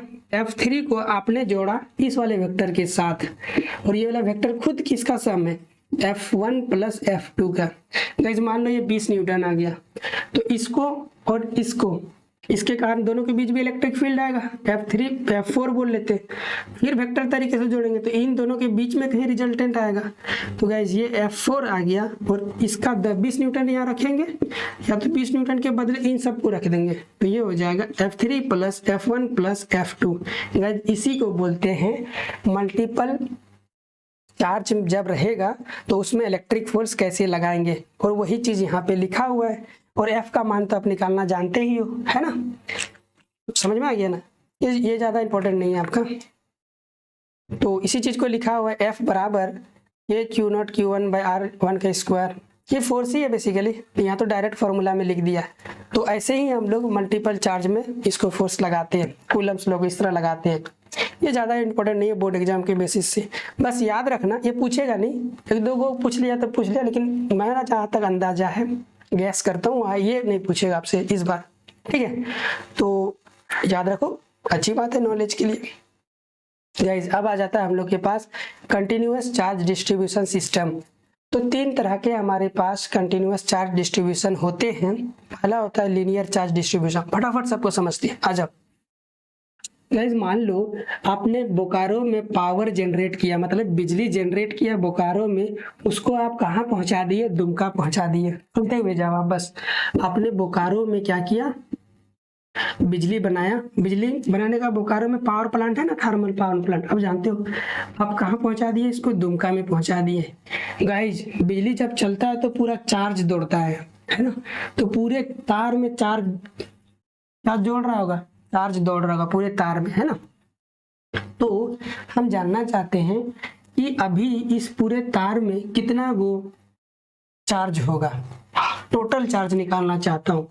तो क्या करूँगा, मैं बैठ के गिनता रहूँगा।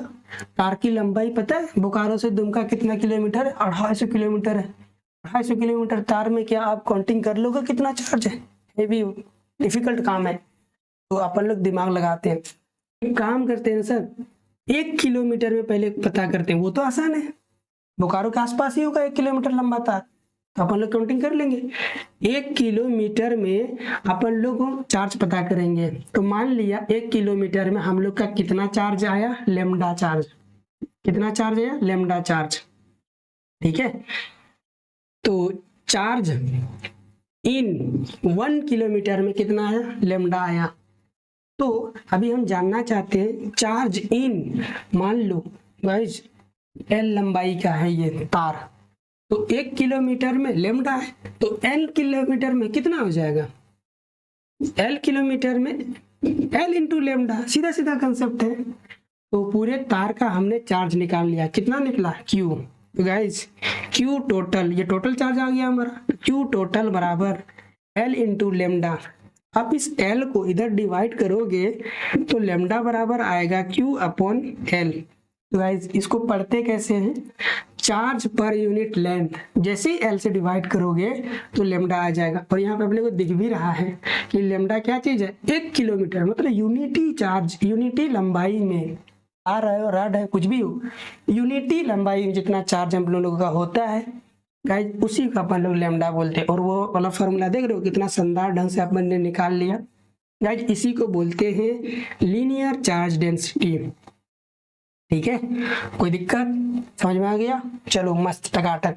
ये कहाँ यूज होगा, गॉस लॉ में यूज होगा। अपने को तार दे देगा इतना बड़ा, अब इसमें टोटल चार्ज निकालना पड़ेगा, तो कैसे निकालेंगे, टोटल लेंथ एल है, लेमडा क्वेश्चन वाला देगा तो 2.5 से लेमडा से मल्टीप्लाई कर देंगे एल को, तो टोटल चार्ज आ जाएगा, है ना। गॉस लॉ में इसका एप्लीकेशन है। अच्छा गाइज, अपन लोगों को ये चार्ज समझ में आ गया।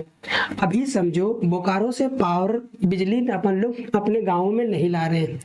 अपना घर गाँव में, पहाड़ों में बिजली चढ़ाना थोड़ा मुश्किल है, लेकिन पहाड़ों में सोलर पैनल लगाना आसान है। तो गाइस सोलर पैनल हम लोग जानते हैं ऐसा होता है जहाँ पे पूरा धूप आता है इसमें, और अंदर में कुछ तो होता है, मुझे नहीं पता, अपन लोग सीखेंगे। हालांकि इससे बिजली बन जाती है बैटरी में, और बैटरी से अपन लोग जोड़ देते हैं मोबाइल चार्जर, बल्ब, फैन, पंखा, जो भी रिक्वायरमेंट की चीज़ें हैं उसे चलाते हैं। और ये करंट हो गया, ये सारी चीज़ें क्या चीज़ से चलती है? करंट से। इसका मतलब ये करंट बना रही है, करंट बना रही है मतलब चार्ज जा रहा होगा। तो गाइज इस सरफेस को देखो आप, ये कैसा रहता है? सरफेस रहता है, लंबा थोड़े रहता है, ये एरिया में रहता है ये सोलर पैनल। तो अपन जानना चाहते हैं इस सोलर पैनल में कितना चार्ज है, तो अपन लोग फिर से काउंटिंग थोड़ा करें, बुद्धू वाला काम नहीं करेंगे। अपन लोग छोटा सा एक एरिया ले लेंगे, बोलेंगे मान लेते हैं क्यू चार्ज जो है इन 1 मीटर स्क्वायर में बराबर सिग्मा, निकाल लेंगे, साइंटिस्ट का काम है, वो बता देगा, ये लिखा हुआ रहेगा कॉर्नर में कि 1 मीटर स्क्वायर में कितना चार्ज स्टोर हो रहा होगा। तो जितना बड़ा है टोटल एरिया से मल्टीप्लाई कर देंगे सिग्मा को, इसीलिए Q in A metre square, मान लो ए मीटर का ये लंबाई पता होगा आपको, ये भी पता होगा, तो एरिया निकाल लोगे ना, एल इंटू बी। तो 1 मीटर स्क्वायर में कितना चार्ज हो जाएगा आपका? सिग्मा इंटू ए। तो गाइज क्यू टोटल जो मिलेगा सिग्मा ए, सिग्मा बराबर लिखेंगे तो क्यू अपॉन ए। तो गाइज यहाँ पे आपका फॉर्मूला बन के आ जाता है सिग्मा का, इसको बोलते हैं surface charge density, charge per unit surface. यहाँ पे दिख भी रहा है, यूनिटी एरिया में चार्ज का मान को अपन लोग सिग्मा बोलते हैं। फॉर्मूला समझ में आ गया? Okay done. अभी चलते हैं नेक्स्ट। एक चीज और आता है, इसका यूज कहाँ पे होगा? जब अपन लोग एक सीट के वजह से गॉस लॉ में निकालेंगे तो पूरे सीट में हम लोग का इलेक्ट्रिक फील्ड एक्चुअल में तो बिखरा हुआ रहेगा चार्ज इस तरह। उस समय हम लोग का एल दिया हुआ रहेगा, बी दिया हुआ रहेगा और सिग्मा दिया हुआ रहेगा। तो टोटल चार्ज निकाल लेंगे ना, एरिया कर देंगे सिग्मा से मल्टीप्लाई करके, तो टोटल चार्ज आ जाएगा। ठीक है, आ जाओ। अब आता है वॉल्यूमेट्रिक चार्ज। गाइज अपन लोग चार्ज, ये जो बैटरी में चार्ज को स्टोर किए, हम जानना चाहते हैं कितना चार्ज बैटरी में स्टोर हुआ। तो बैटरी याद है ना, भूल तो नहीं गए, ऐसा होता है बैटरी। ठीक है, अरे ये कैसा बैटरी बन गया, ये प्लस ये प्लस, ऐसा होता है बैटरी। तो गाइज बैटरी में वॉल्यूम के फॉर्म में चार्ज रहता है, तो अपन लोग कैसे निकालेंगे? एक काम करते हैं, क्यू चार्ज होता है इन 1 मीटर क्यूब वॉल्यूम में रो। 1 मीटर क्यूब वॉल्यूम में कितना चार्ज है मान लेते हैं क्यू, इसीलिए तो सॉरी रो है, उल्टा बोल दिया। क्यू चार्ज है इन 1 मीटर क्यूब में, और वो चार्ज कितना है? रो। फिर भी उल्टा बोल रहा हूँ क्या? गड़बड़ हो रहा है, फिर से बोलता हूँ। मान लेते हैं 1 मीटर क्यूब में जो टोटल चार्ज है वो कितना है? रो है। अब सही हो गया, 1 मीटर क्यूब में जो चार्ज है वो कितना है? रो है। तो सोचो अपन लोग, यदि अपन, ये मार्कर क्यों नहीं चल रहा है, टोटल चार्ज देखना चाहते हैं कितना में? v मीटर क्यूब वॉल्यूम में, तो कितना हो जाएगा? v into Q, sorry v into rho. ठीक है, अब q बराबर क्या हो जाएगा? ये विजिबल होगा, हाँ होगा शायद, अदरवाइज समझ भी सकते हो, पीडीएफ में मेंशन है, वहां से भी समझा दूंगा। v इंटू रो, तो गाइज रो का फॉर्मूला निकालो, तो q बाई v, लो जी फॉर्मूला आ गया। इसका भी इस्तेमाल करेंगे फटाफट से, इसमें आते हैं, है ना, सारे टॉपिक अब समझ में आ गया। गाइस वही चीज यहाँ पे लिखा हुआ है आपका,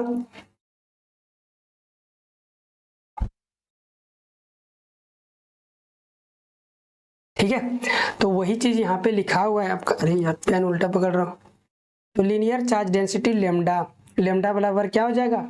चार्ज अपॉन लेंथ हो जाएगा, चार्ज डेंसिटी भी बोलते हैं, लीनियर चार्ज डेंसिटी भी। गाइज मान लो एक लंबा तार दिया हुआ है, लेमडा निकालना है, तो क्यू तो क्वेश्चन वाला देगा, ये लंबाई अपने को निकालना है तो एल हो गया। एक रिंग का केस समझ लो, ये वाला रिंग समझ लो, रिंग तो गोल होता है। तो गाइज पूरे रिंग में चार्ज बिखरा हुआ है आपका। अभी लीनियर चार्ज डेंसिटी अपने को डिफाइन है करना है, तो क्यू अपन टोटल लेंथ, तो रिंग का टोटल लेंथ कैसे निकालते थे? सरकमफ्रेंस निकाल देंगे ना, सर्कल के फॉर्म में है तो 2 पाई आर आ जाएगा। यहाँ डिफिनेशन है, total charge per unit length is called linear charge density, समझा दिया आपको। सरफेस चार्ज डेंसिटी या फिर surface charge distribution system, sigma से रिप्रेजेंट करते हैं total charge per unit area is called surface charge density, sigma equal to Q upon area आता है। मान लो ये मेटल स्फेयर है, तो इस बार मेटल स्फेयर का टोटल चार्ज तो क्यों होगा, मेटल स्फेयर का एरिया क्या होता है, ज्योमेट्री सब हम लोग जानते हैं 4 पाई आर स्क्वायर, ये क्या आपका सिग्मा है। मेटल सीट है, मेटल सीट का एरिया अपन लोग जानते हैं एल इंटू बी, तो नीचे एरिया लिखेंगे ए इंटू बी, ठीक है, एल इंटू बी या ए इंटू बी बात बराबर है, कंसेप्ट समझो आप। वॉल्यूम के लिए total volume charge upon volume हो जाता है। मान लो ये वाला जो रेक्टेंगुलर बैटरी है, मैं समझ ये स्फेयर का बैटरी था, गोला का बैटरी होता तो वॉल्यूम क्या होती है, तो गोला का वॉल्यूम लिख देते नीचे, तो 4/3 पाई आर क्यूब गोला का वॉल्यूम होता है। गाइज यहाँ पे कुछ क्वेश्चंस है जो इस सेशन में तो सॉल्व नहीं करेंगे, नहीं तो वीडियो 2 घंटा से पार चला जाएगा। नेक्स्ट स्लाइड, ये भी क्वेश्चन है, ये भी क्वेश्चन है, ये भी क्वेश्चन है। गाइज ये हमारा काम का है, इलेक्ट्रिक फील्ड और concept of electric field. Guys electric field is defined as force per unit charge. पहले समझते हैं इलेक्ट्रिक फील्ड होता क्या चीज़ है, आप ऐसे समझ लो गाइज। अपन लोग अभी तुरंत कूलम्स लॉ में देखे कि जब हम लोग का, उससे पहले इस स्लाइड को जो दिख रहा है डिस्प्ले पे, आप उसको रीड करो, है ना, फटाफट याद करने की कोशिश करो। तो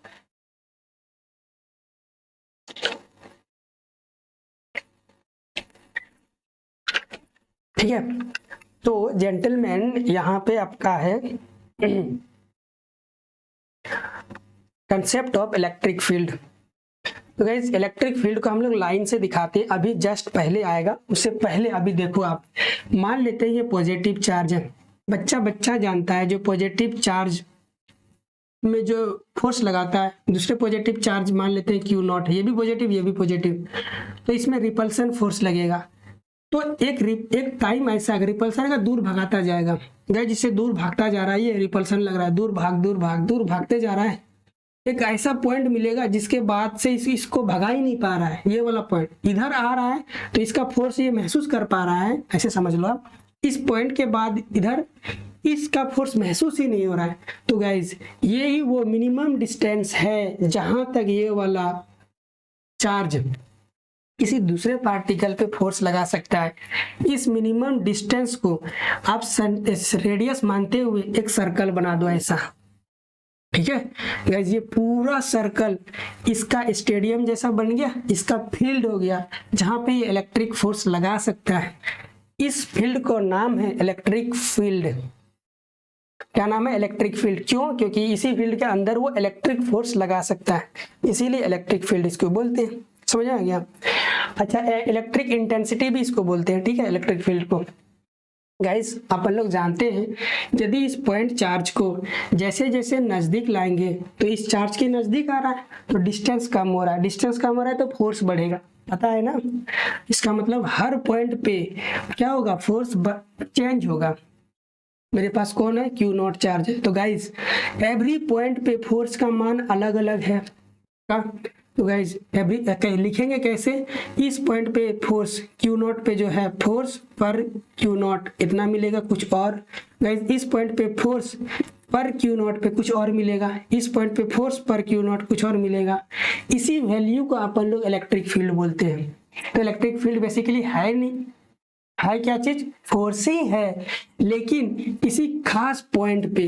गाइज इस खास पॉइंट तो बहुत सारा होंगे, यहाँ भी होंगे यहाँ भी होंगे, या यूं कह ले इस खास पॉइंट का यहाँ से कुछ डिस्टेंस है, इस डिस्टेंस को रेडियस मानते हुए यदि एक सर्कल खींचेंगे तो ये सारे वही खास पॉइंट मिल जाएंगे जो यहाँ से फिक्स डिस्टेंस पे हैं। यहाँ पे जितने भी डिस्टेंस लाई करेंगे वो सारे डिस्टेंस पे फोर्स इतना ही होगा। क्या कहते हो, मजा आया, इतना ही आएगा ना, फोर्स पर यूनिट एरिया। तो इलेक्ट्रिक फील्ड को अपने को डिफाइन करना होगा तो कैसे बोलेंगे, किसी खास पॉइंट पे electric force per unit charge को ही अपन लोग बोलते हैं इलेक्ट्रिक फील्ड, ठीक है। तो वही वाला बात यहाँ पे लिखा हुआ है गाइस, अभी अपन लोग समझने के लिए एलिजिबल है इस लाइन को, तो आप समझते हैं। Electric field is defined as electric force per unit charge. ये क्यू है, ये क्यू नॉट है, ठीक है। तो अपन लोगों ने जो फोर्स निकाला वो किसके वजह से निकाला, क्यू नॉट की वजह से, क्यू नॉट पे रख के निकाला था, इसीलिए फोर्स पर यूनिट नॉट ये आ गया आपका। गाइस अगला पॉइंट, ये वेक्टर क्वांटिटी है, ऐसा यूनिट वीवीआई। वीवीआई आंख बंद करके याद कर लेना, न्यूटन पर कूलम, हजारों बार पूछा होगा ये।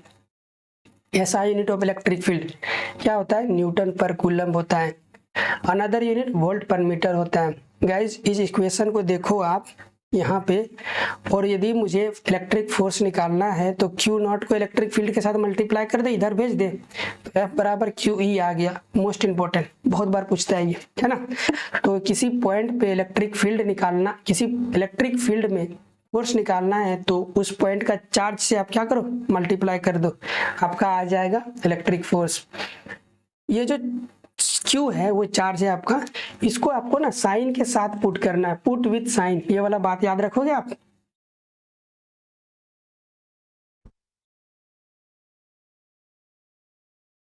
ठीक है।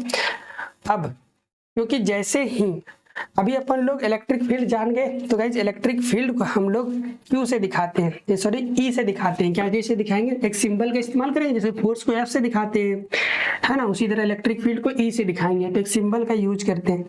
गाइज इलेक्ट्रिक फील्ड को अभी जस्ट आगे देखोगे आप, इलेक्ट्रिक फील्ड को किताबों में दिखाने के लिए हम लोग लाइनों का इस्तेमाल करते हैं। तो मान लेते हैं किसी चार्ज की वजह से इलेक्ट्रिक फील्ड ये आ रहा होगा, ठीक है, एज्यूम कर पा रहे हो, ये आ रहा होगा। गाइस इसमें इलेक्ट्रिक फील्ड का डायरेक्शन इधर है, तो यदि इसमें एक निगेटिव चार्ज रखते हैं तो चार्ज रखेंगे तो फोर्स लगेगा इस पे, ठीक है, क्योंकि इलेक्ट्रिक फील्ड पे रखेंगे तो फोर्स लगेगा। तो गाइस वो वाला फोर्स कितना लगेगा, वो वाला फोर्स अपन लोग जानते हैं Q इंटू ई लगेगा, लेकिन यहाँ पे Q का साइन के साथ रखना है तो माइनस के साथ रखेंगे। तो गाइस यहाँ पे क्लियर कट अपने को दिखाई दे रहा है कि ये वेक्टर क्वांटिटी, इलेक्ट्रिक फील्ड की वेक्टर क्वांटिटी अभी जान गए, तो दोनों वेक्टर क्वांटिटी के सामने निगेटिव साइन है। मतलब समझते हो इसका मतलब ये हो गया कि दोनों का डायरेक्शन ऑपोजिट होगा। निगेटिव साइन दो वेक्टर के बीच में लगा हुआ है, मतलब दोनों का डायरेक्शन ऑपोजिट होगा। इट मींस इलेक्ट्रिक कट और फ्लूइड का डायरेक्शन पता है आगे की ओर, तो इसके ऑपोजिट डायरेक्शन कौन होगा, फोर्स। तो गाइस इस चार्ज पे आपका किधर डायरेक्शन होगा, एफ, पीछे की ओर, इलेक्ट्रिक फील्ड का पीछे की ओर, ठीक है। तो गाइस ये दोनों का डायरेक्शन कैसा हो गया, एंटी पैरेलल।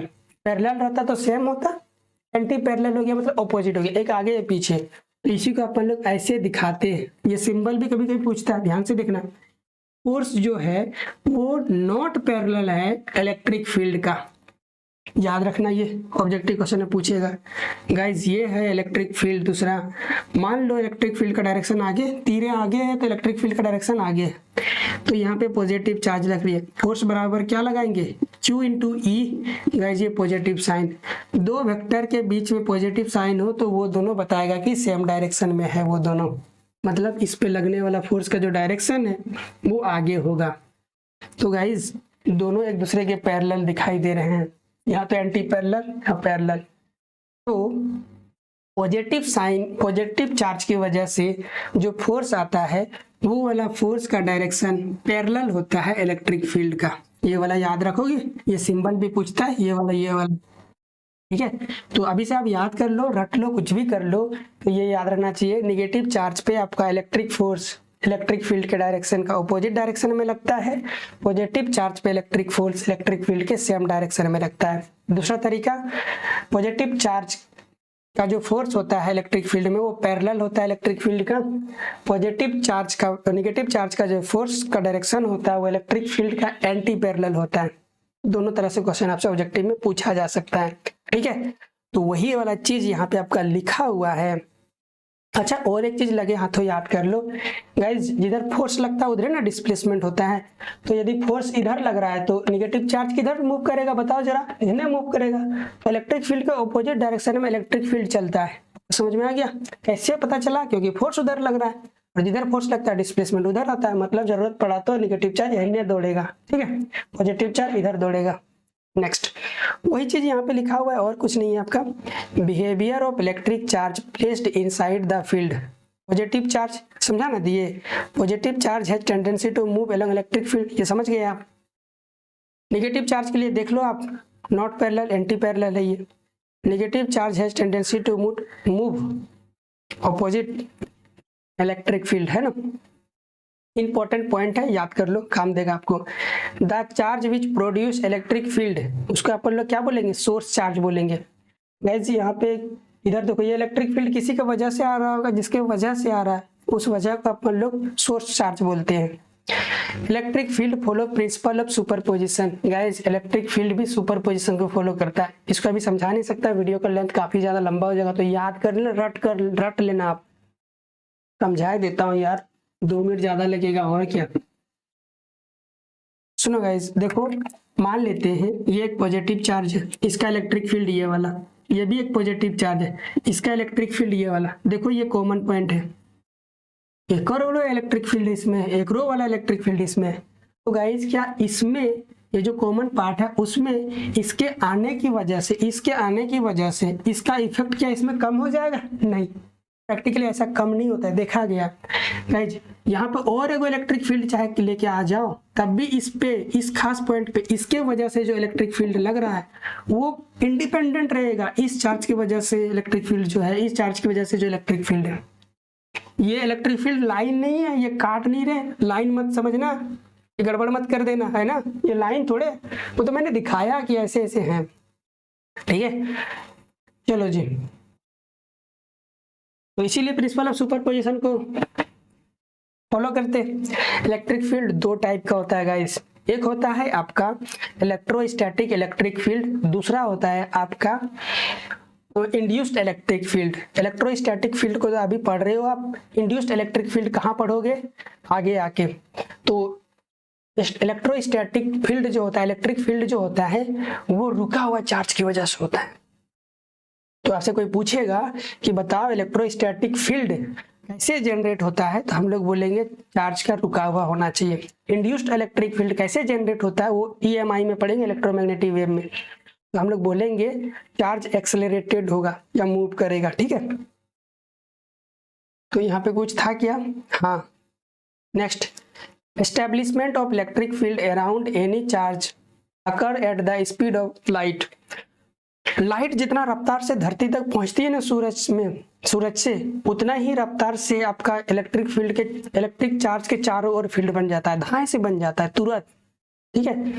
गाइज यही वाला पॉइंट लिखा हुआ, कभी कभी पूछ सकता है तो देख लेना, एक नजर मार लेना, वैसे याद ही हो गया होगा। Method of calculation for electric field by using Coulomb's law से, बाय यूजिंग गॉस लॉ से। कूलम्स लॉ जानते हैं तो उसका नियम देखते हैं, गॉस लॉ नहीं जानते तो सीखेंगे, पहले देखेंगे।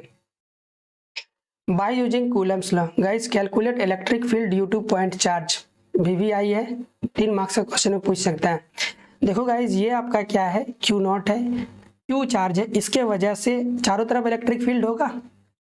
तो किसी एक खास Q0 पॉइंट को यहाँ पे रख दिए और देखना चाहते हैं यहाँ पे कितना इलेक्ट्रिक फील्ड होगा, तो कूलम लॉ से दोनों के बीच में फॉर्मूला लगा के फोर्स निकाल लेंगे, force Q1 Q0 upon R²। Next slide चलते हैं। तो गाइज वी नो, आप लोग जानते हैं इलेक्ट्रिक फील्ड बराबर फोर्स पर यूनिट चार्ज होता है। ये वाला Q वो क्वांटिटी होता है जहाँ पे रख के चार्ज को चेक कर रहे हैं, है ना, जिसके वजह से इलेक्ट्रिक फील्ड है उसको नहीं रखते हैं, ना गड़बड़ मत कर देना, जिसको रख के चेक करते हैं उसका मैग्नीट्यूड लेते हैं यहाँ पे। तो गाइज अपन लोग पीछे वाला स्लाइड में देखो, आप Q0 को रखें तो Q0 का मैग्नीट्यूड लेंगे, तो Q बराबर Q0 हो जाएगा। तो E बराबर F का मान KQ upon Q0 bye R², और Q के जगह अपन लोग Q0 रख देंगे, तो Q0 छम तो इलेक्ट्रिक फील्ड का फॉर्मूला आ जाएगा KQ अपॉन R²। तो आपसे ऑब्जेक्टिव में पूछेगा कि पॉइंट चार्ज की वजह से, टाइटल देख लो आप, भूल तो नहीं गए, टाइटल देखो यहाँ पे, calculate electric field due two point charge. Point charge की वजह से इलेक्ट्रिक फील्ड कितना होता है, KQ bye R², KQ bye R²। यहाँ पे Q कौन है, सोर्स चार्ज है, याद है ना, देखो ना सोर्स चार्ज है, यही तो इलेक्ट्रिक फील्ड प्रोड्यूस कर रहा है, ये तो इफेक्ट में उसका आ रहा है, तो जो प्रोड्यूस करता है वो सोर्स चार्ज कहलाता है। गाइस ये सोर्स चार्ज है, Q0 को टेस्ट चार्ज बोलते हैं। ये ग्राफ है, नो नीड टू कंसीडर, आगे बढ़ते हैं। Electric field of lines. Guys अब हम लोग जानते हैं, या इसको ऐसे समझा देते हैं, आपने मैग्नेट देखा है ना, मैग्नेट से आसानी से समझ में आएगा आपको। गाइज मैग्नेट को आप किसी दूसरे मैग्नेट के पास या फिर आयरन के पास लाते हो तो उसको धाए से अपने ओर खींच लेता है, आयरन को दूर बढ़ाते जाओ, एक खास दूरी के बाद मैग्नेट काम करना बंद कर देता है, खींच नहीं पाता है। इसका मतलब मैग्नेट को और इस रड के बीच में, आयरन के बीच में गाइस फोर्स लग रहा है, वो फोर्स अपने को दिखाई नहीं दे रहा है। तो जो फोर्स दिखाई नहीं दे रहा है उस फोर्स को मैं किताबों में दिखाऊंगा कैसे, कॉपी में दिखाऊंगा कैसे, तो लोगों को मैं बताऊंगा कैसे कि वहाँ पे फोर्स है। तो guys we need to some representation, कोई ऐसा रिप्रेजेंटेशन होगा जिसे मैं लोगों को बता पाऊंगा कि देखो भाई यहाँ पे ये वाला फोर्स लग रहा है, उसका इफेक्ट तो है, मतलब जरूर फोर्स लग रहा होगा। तो अपन लोग उसी को दिखाने के लिए, उसी कमी को दूर करने के लिए हम लोग कुछ डायग्रामेटिकल लाइंस का इस्तेमाल करते हैं, जिसको बोलेंगे यदि इलेक्ट्रिक फोर्स है तो इलेक्ट्रिक फील्ड ऑफ लाइंस, यदि मैग्नेटिक फोर्स है तो magnetic field of lines.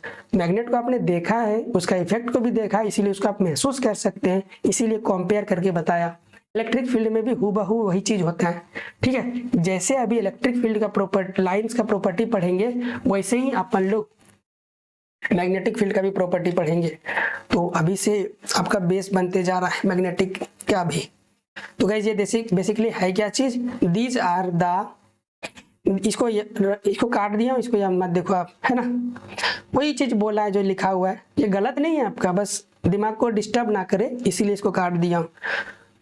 These are the hypothetical line, virtual line होते हैं, वो लाइन दिखाई नहीं देते हैं, बट हम ऐसे कल्पना कर दे कि ऐसा ऐसा लाइन होगा। Lines drawn in A given space, यहाँ पे ये देखो, ये रड है और ये मैग्नेट है, ये रड है, तो इस सराउंडिंग में स्पेस है ना हुआ इन दोनों के, इन दोनों सिस्टम के लिए, इसीलिए अपन लोग बोलते हैं space to represent the electric field. Electric field को रिप्रेजेंट करने के लिए कुछ लाइंस होते हैं, और इन सारे लाइंस का ना प्रॉपर्टी होता है, ये प्रॉपर्टी आपसे पूछता है गाइस। तो सबसे पहला प्रॉपर्टी जब इलेक्ट्रिक फील्ड ऑफ लाइंस पे सबसे पहला प्रॉपर्टी है EFLS का मतलब E से इलेक्ट्रिक, F से फील्ड, LS से मतलब लाइन हो गया, इलेक्ट्रिक फील्ड ऑफ लाइंस, ठीक है, कंफ्यूज ना करें। तो guys EFLS are originate from positive charge and terminate on negative charge, या तो इनफाइनाइट। गाइस पॉजिटिव चार्ज से क्या होगा, इलेक्ट्रिक फील्ड ऑफ लाइन निकलेगा।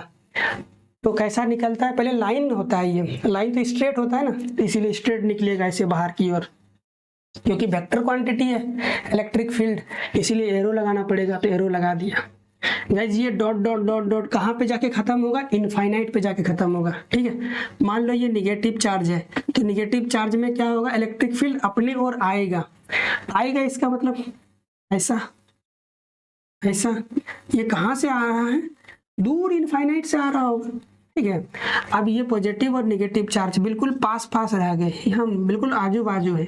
तब गाइस यहाँ से निकलेगा, यहाँ टर्मिनेट हो जाएगा, यहाँ से निकलेगा टर्मिनेट हो जाएगा। ये दोनों बहुत दूर दूर थे तो दूर में जाके मिल रहे थे, और बिल्कुल पास पास हो गए, तो तब तक मैं दिखा सकता हूँ ना, तो लोग मिल रहे हैं, है ना, बहुत सारा ऐसे, ठीक है, समझ में आ गया। नेक्स्ट पॉइंट याद रखना, पूछता है ये कहाँ से निकलता है, कहाँ जाके खत्म होता है।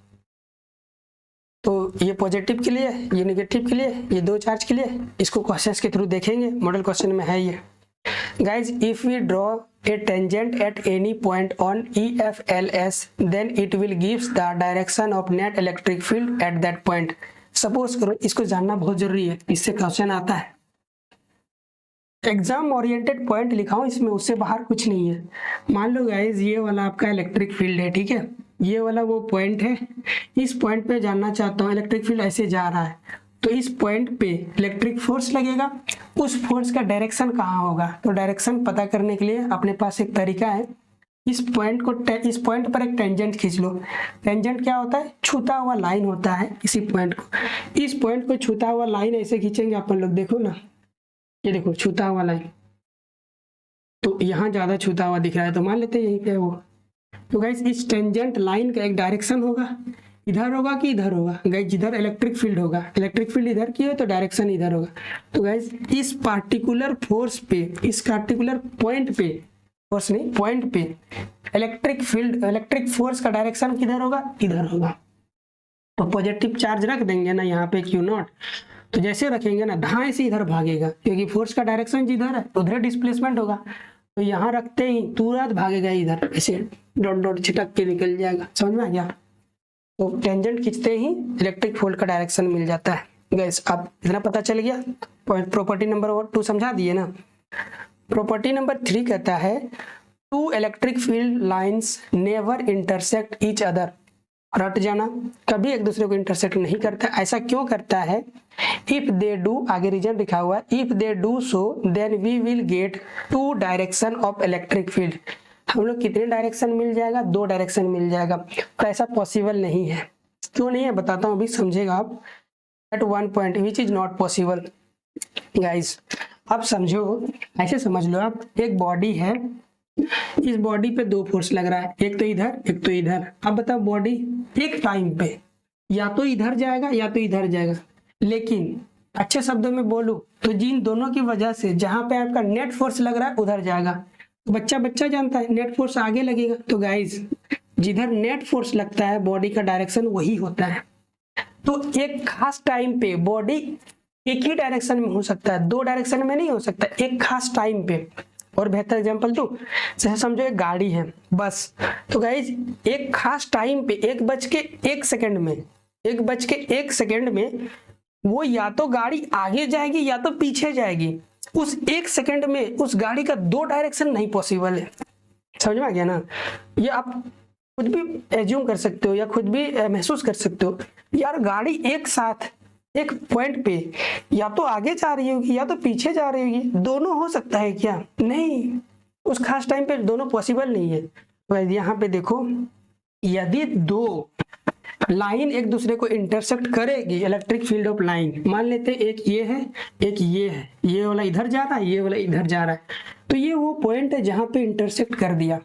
तो कैसे अपन लोग जानते हैं, इंटरसेक्ट पॉइंट पे टेंजेंट खींचेंगे तो उस पॉइंट पे हम लोग का फोर्स का डायरेक्शन मिलेगा। तो इस लाइन, इस इलेक्ट्रिक फील्ड पे यदि टेंजेंट खींचेंगे तो ऐसे ही दिखाएगा, क्योंकि फील्ड इधर है तो एरो इधर लगेगा।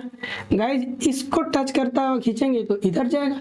गाइस इस पॉइंट पे कोई एक पॉइंट चार्ज रख लो, टेस्ट चार्ज, तो जैसे ही टेस्ट चार्ज रखेगा अपन लोग, तो रखते ही ये तो या तो इधर जाएगा या तो इधर जाएगा। क्या इसका 2 डायरेक्शन पॉसिबल है? नहीं है। एक टाइम पे वो एक ही डायरेक्शन में जा सकता है, लेकिन आप क्या बोल रहे हो, यदि इंटरसेक्ट करेगा तो 2 डायरेक्शन मिल रहे, विच इज नॉट पॉसिबल। एक टाइम पे 2 डायरेक्शन पॉसिबल नहीं है। तो हम लोग इसी कंक्लूजन का उल्टा हम लोग बोलते हैं, क्योंकि डायरेक्शन पॉसिबल नहीं है इसीलिए वो दोनों एक दूसरे को कभी इंटरसेक्ट भी नहीं करते होंगे। ठीक है, समझ में आ गया? तो वही पॉइंट लिखा हुआ है यहाँ पे, क्यों? इफ दे डू सो, यदि वो ऐसा करते हैं, then we will get 2 direction, हम लोग को उस पॉइंट पे 2 डायरेक्शन मिल जाएगा of electric field at A one point which is not possible, जो नॉट पॉसिबल है। अपने को महसूस भी कर सकते हैं। ठीक है, हाँ अभी चलते हैं नेक्स्ट स्लाइड पे। Guys number of EFLS originate or terminated is directly proportional to magnitude of the charge। Guys ज्यादा number of electric field of line होगा तो जिस सोर्स चार्ज की वजह से ये सब काम हो रहा है इलेक्ट्रिक फील्ड, वो तगड़ा अमाउंट का होगा, मतलब ज्यादा मैग्नीट्यूड होगा उस चार्ज का। कम इलेक्ट्रिक फील्ड ऑफ लाइन है तो उस चार्ज का कम मैग्नीट्यूड होगा। तो दोनों में देख के बताओ, चाहे वो निकलता हुआ चाहे अंदर आता हुआ मैग्नेटिक फील्ड, मतलब नहीं है। नंबर ऑफ फील्ड की काउंटिंग कर लो, या ऑब्जेक्टिव में पूछता है तो 4 को फोटो बना देगा तो बोलेगा बताओ कौन सा चार्ज का मैग्नीट्यूड ज्यादा है, जिसमें नंबर ऑफ इलेक्ट्रिक फील्ड ज्यादा होगा उसका मैग्नीट्यूड ज्यादा होगा। तो देख के ही लग रहा है इसमें ज्यादा है, तो इसका मैग्नेट Q1 का मैग्नीट्यूड ज्यादा हो जाएगा। Guys, magnitude of electric field at any point is directly proportional to the number of EFLS। पता है इसी इलेक्ट्रिक फील्ड का मैग्नीट्यूड एट एनी पॉइंट, खास पॉइंट पर directly proportional to the number of passing electric field of line through the given area. Higher the density of electric field lines greater will be the magnitude of electric field. इसका मतलब समझो, यदि समझ लो, ऐसे समझ लो, है ना, ऐसे समझ लो कि एक पॉजिटिव चार्ज है, यहाँ से बहुत सारा इलेक्ट्रिक फील्ड निकलेगा, ऐसे धान धान बहुत सारा निकलेगा, ऐसे इलेक्ट्रिक फील्ड ऑफ लाइन, है ना, ऐसे बहुत सारा निकलेंगे। पॉजिटिव चार्ज है तो बहुत सारा ऐसे ऐसे निकलेगा, है ना। तो कहता है कि तुम एक काम करो, एक खास प्रकार का एरिया ले लो, एरिया फिक्स रहना चाहिए। हमने ये सर्कुलर एरिया ले लिया, ये एरिया रिंग एक बार यहाँ रखो तो ये फोटो बन गया, उसी रिंग को एक बार यहाँ रखो तो एक फोटो यहाँ बन गया। गाइस ये दोनों रिंग का एरिया ज्यादा है, तो इस रिंग को जहाँ पे रखे उसको पॉइंट ए बोल देते हैं, दूसरा का बार जहाँ रखे वहाँ पॉइंट बी बोल देते हैं। तो ये कहता रूल ये है, प्रॉपर्टी नंबर 5 कि जिसमें ज़्यादा इलेक्ट्रिक फील्ड ऑफ लाइन पास हो रहा होगा, जिस पॉइंट में उस रिंग के वजह से या उस रिंग के अंदर से उस पॉइंट पे तगड़ा वाला इलेक्ट्रिक फील्ड होगा, मतलब तगड़ा वाला फोर्स होगा। समझ में? तगड़ा वाला इलेक्ट्रिक फील्ड होगा। तो बी पॉइंट पे क्या रिंग से इलेक्ट्रिक फील्ड ऑफ लाइन पास हो रहा है, 1 2 3 है हैजा तो ज्यादा पार हो रहा है, मतलब electric field at A greater than electric field of B. इससे ऑब्जेक्टिव क्वेश्चन पूछता है, बताओ कैसे पूछता है, और दिखाता हूँ। मान लो ये इलेक्ट्रिक फील्ड है कुछ ऐसा, ठीक है, ये आपका दूसरा इलेक्ट्रिक फील्ड ऑफ लाइन है कुछ ऐसा,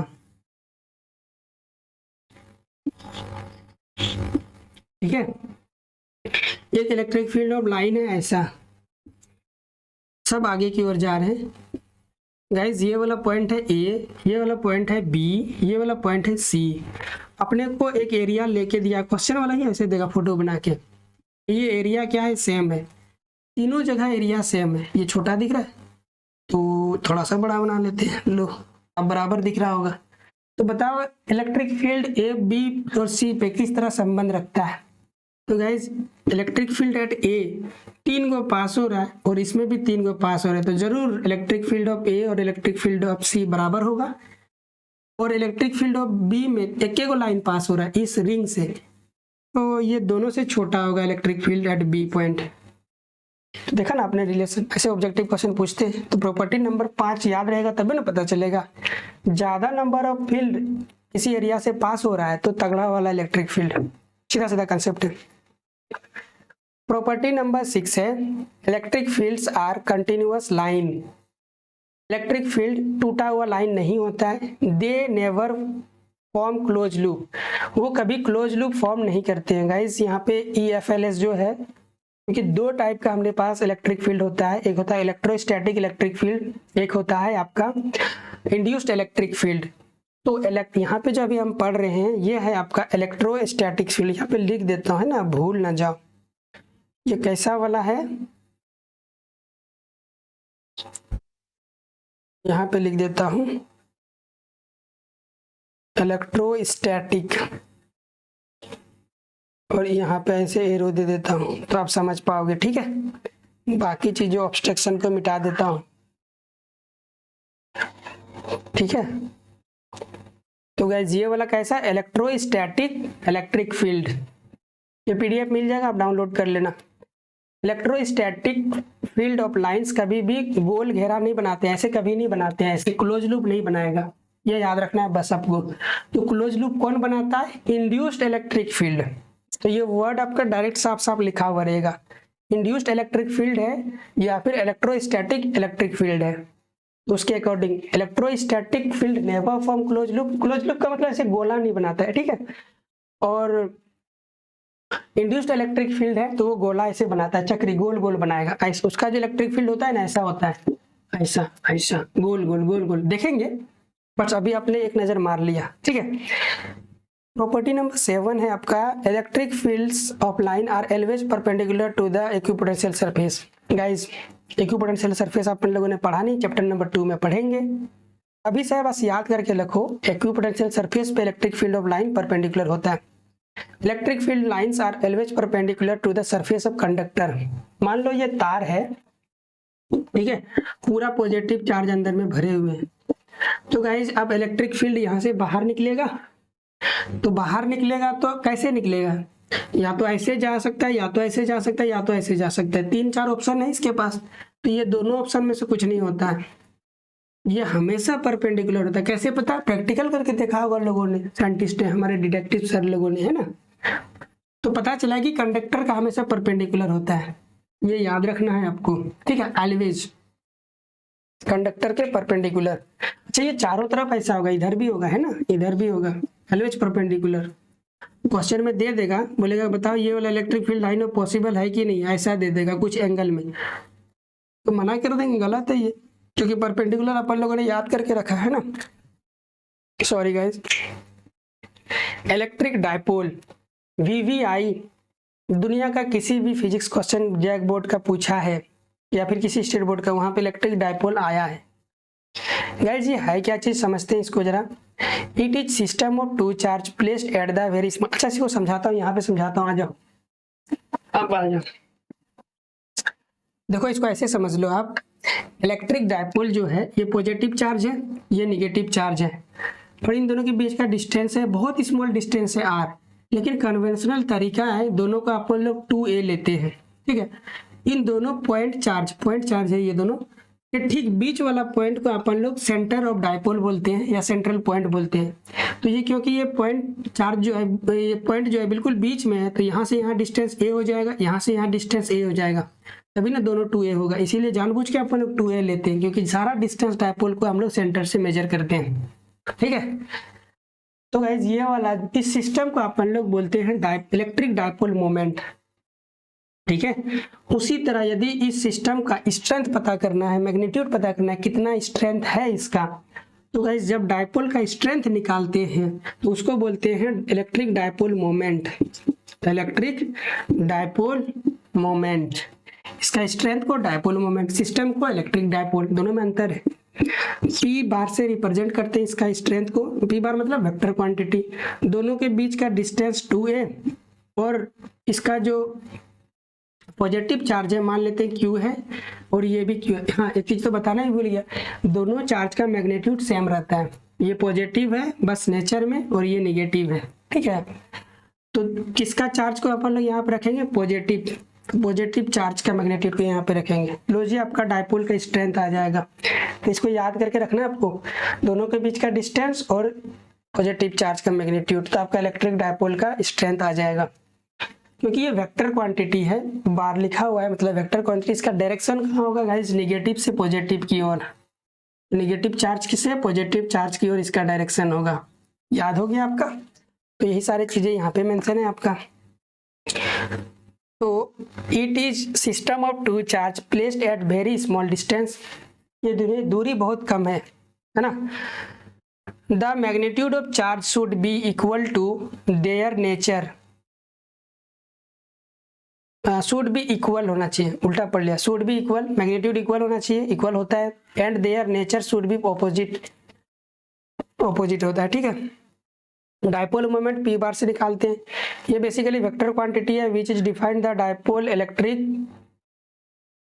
defined for electric dipole's magnitude, dipole का मैग्नीट्यूड को बताता है डायपोल मोमेंट।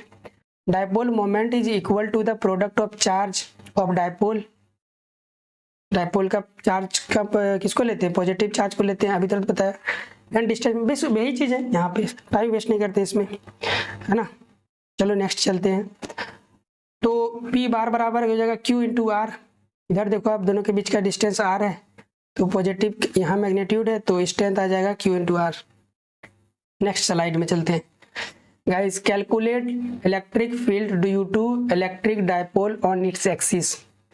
इसको यहाँ पे करेंगे तो वीडियो 2-3 घंटा पहुँच जाएगा। अभी आपको ये दिख रहा होगा लोगो, यूट्यूब का थंबनेल, इस थंबनेल को खोजना है आपको डेरिवेशन ऑफ फिजिक्स वाले प्लेलिस्ट में मेरे चैनल पे 5 मिनट में इसी पूरे डेरिवेशंस को हमने बता के रखा है उसमें, ठीक है। डेरिवेशन मोस्ट इंपॉर्टेंट है, पूछता है, तो इस थंबनेल को याद करोगे या तो स्क्रीनशॉट ले लो और डेरिवेशन वाला प्लेलिस्ट में खोजोगे आप, इसी टाइटल से आपको मिल जाएगा, ठीक है। तो वहाँ से आप कर लोगे, अपन ने टाइम सेव कर लिया यहाँ पे, ठीक है, ये वही है।